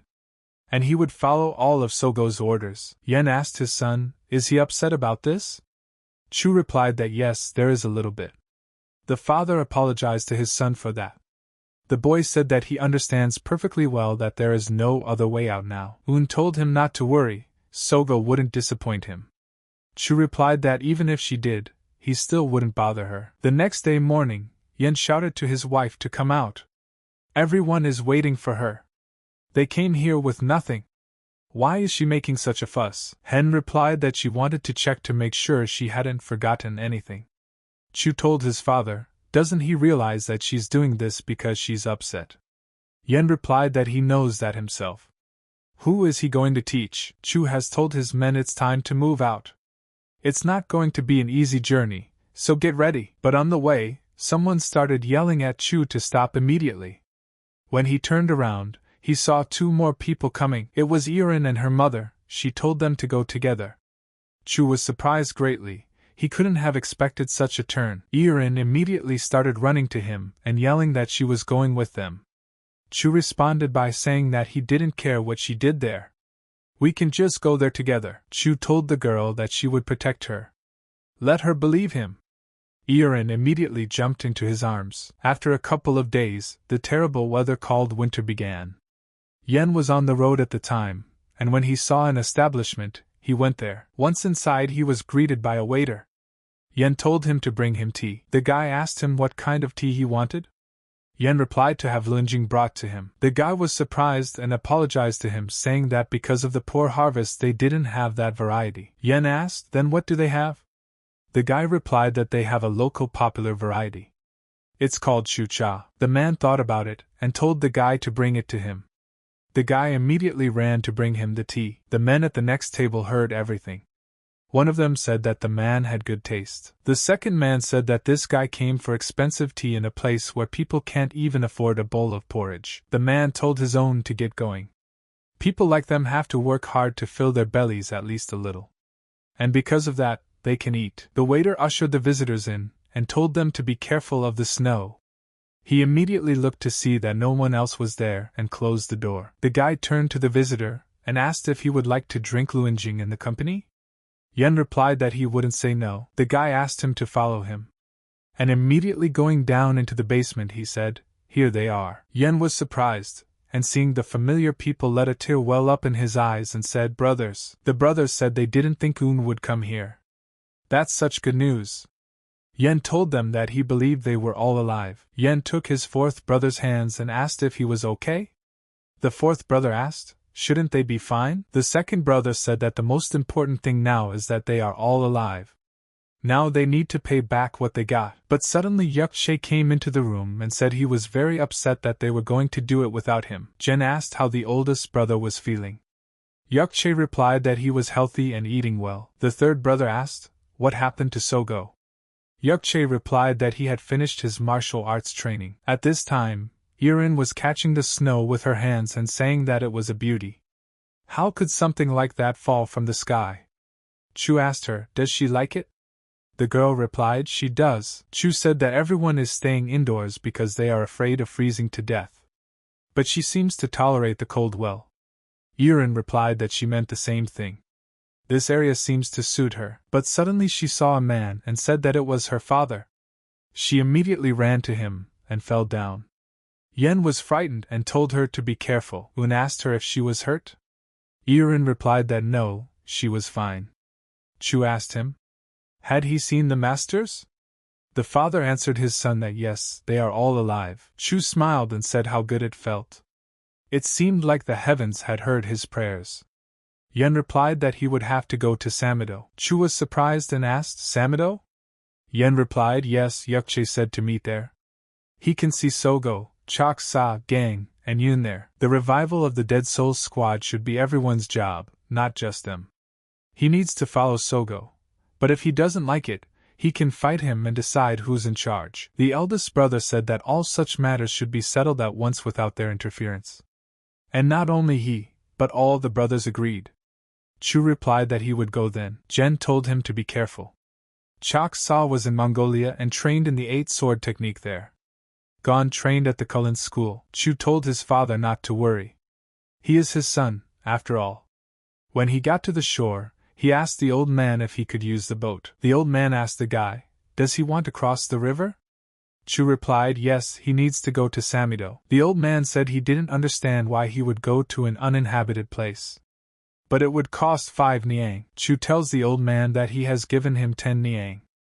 And he wishes for the old man to pick him up tomorrow morning. And if the old man came and he wasn't there, he could sail without him. The old man said at parting that he hoped he would see him tomorrow. But Chu started to look around, and when he saw the tent he headed towards it. But suddenly someone asked him how many he had killed in these 10 years. Chu replied that he didn't know, since he hadn't counted. But it seems that this list will become one more, Gon said, now turning out to be a guy and knowing how to react to his words. Looks like the stupid kid has grown up. Does he know what his shallow teacher has been telling him day and night for the past decade? He must follow Sogo's example.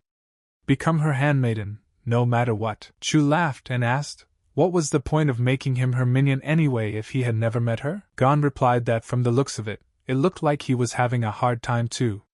Chu said that the elders knew what they were doing. Gon was surprised and said just for them to look at this brainwashed boy. Looks like they raised him well. You can thank your uncle for training a hunting dog properly. But when they entered the tent they were surprised to see that there were people there.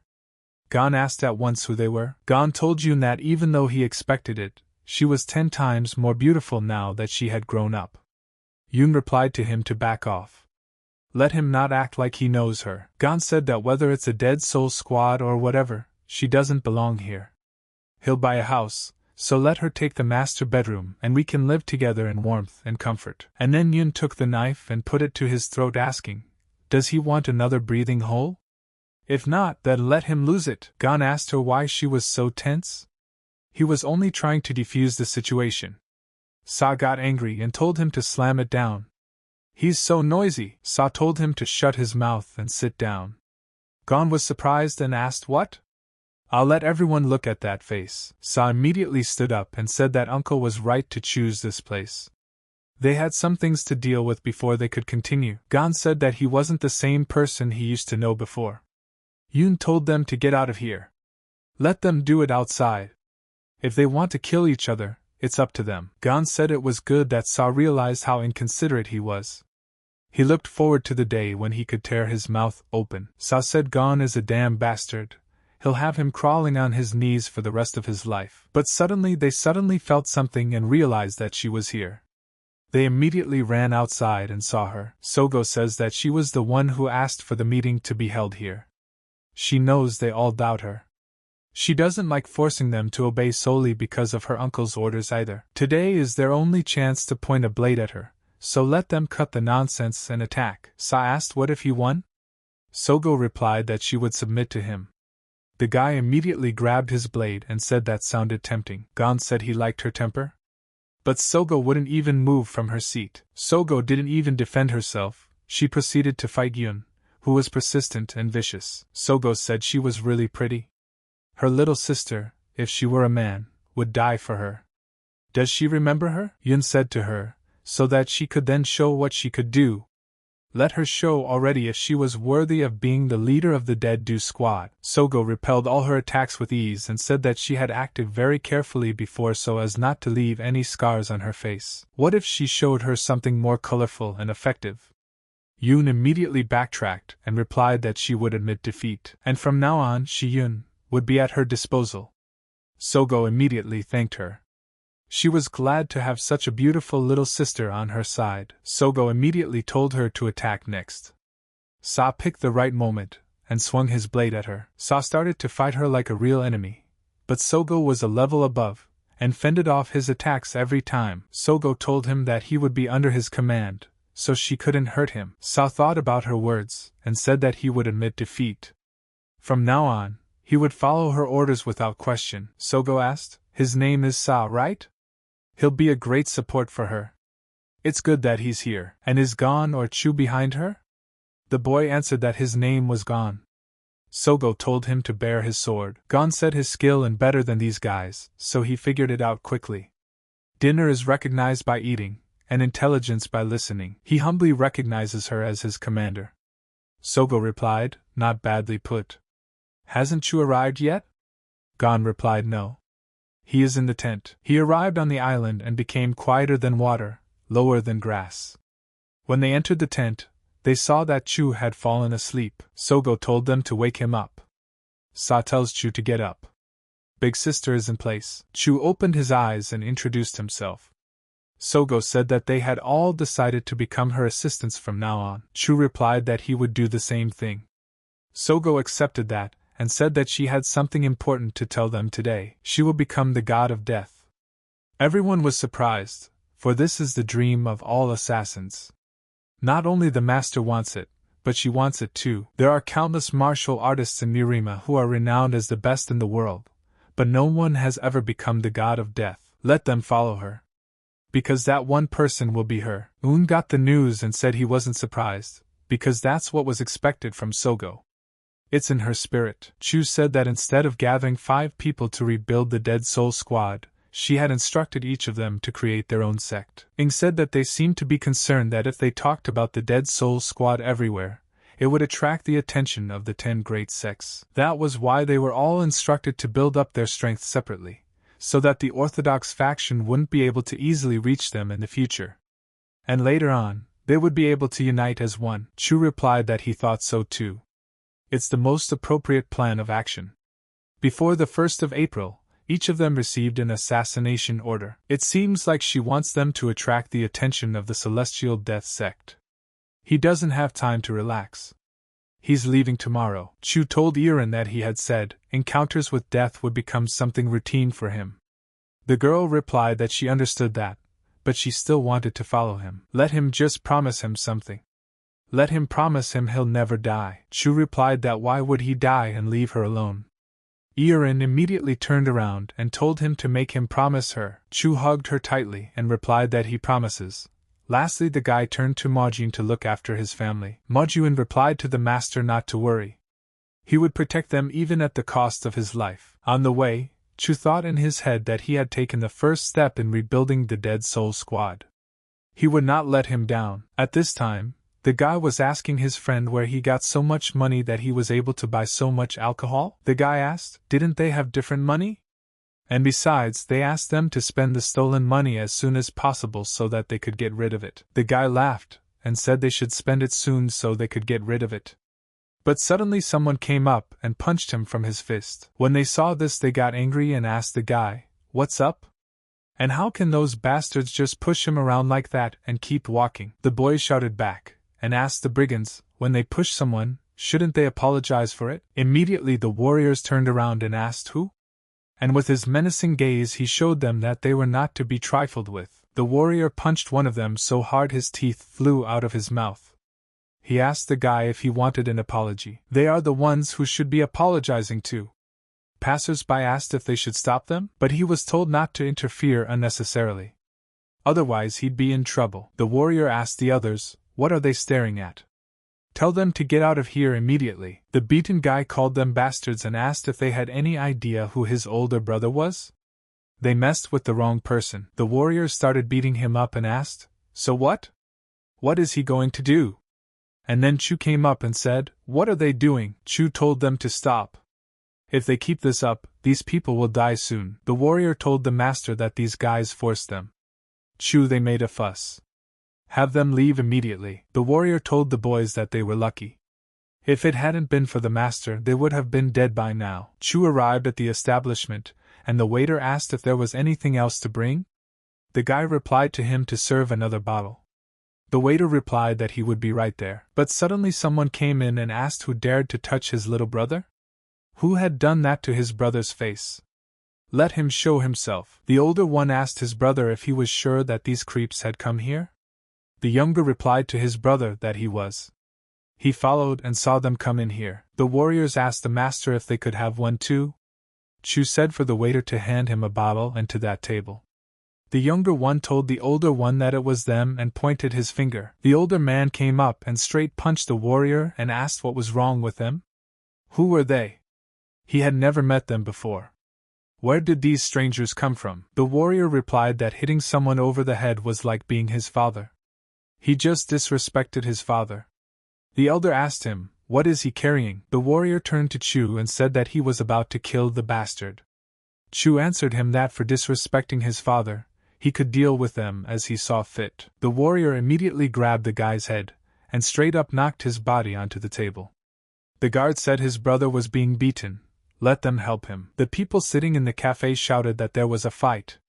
A fight has broken out in the hotel. And if they keep it up, they'll be in trouble. But suddenly someone in the room said that the place that should be filled with laughter and joy had descended into chaos. Did they really have to make such a fuss? He thinks they're a bunch of rednecks who came here hoping to take the bull by the horns. But instead of figuring it out, it seems like they're going to die before they can spend the night here. He told the boys not to block that old man's path. Tell them to back off. Chu told his own to let him pass. The old man replied that in their day young men have no manners. Chu asked the old man that he knew how they could survive. The old man replied that wasn't risking his life his only option. He can cover for him so he can settle in Kaifeng City, Hunan Province, and open his own martial arts school in peace. Does he see that there are over 100 guys like them living in this neighborhood alone? Chu thanked him for being so kind, but they didn't need their help. The old man said he thought he couldn't afford it. He will only take half. It reminded him of the times when he first came to the Central Plains, so he is very kind. Chu told Yugu to finish this old man off. The guy obeyed the order, and sent his fist straight into his head. But suddenly a girl ran out and said, "What are they echoing? Make them stop immediately." After all, this man is the leader of the pocket theft department of the ungenerous clan. But Yugu didn't care, and immediately punched him with his fist. The girl said her name was Baekri Gun. She was an informant of an ungenerous clan in Kaifeng. Gun said that the disrespectful behavior was interfering with their activities and making their lives difficult. Chu replied that it was their clan members who started the fight. Gun said she apologizes for that. They need to sort things out. So, may they be kind enough to leave this place, and have them let her know if they need anything else. Chu replied to tell her boss to get his ass over here by midnight. And have her tell him to bring all the remaining 5 leaders, and otherwise he would get rid of the leader of the pickpocketing squad. Gun asked, was her apology not enough? Chu replied that he came here today to sip blood wine. The head asked the girl, blood wine? Gun replied that yes, he did. If he is going to drink blood wine, doesn't that mean he intends to become a murderer? The head replied that he was a crazy bastard. The world is already plunged into chaos. Even small insignificant things could become a matter of life and death overnight, and it was driving him crazy. Gun said that it wasn't like a petty scuffle over territory.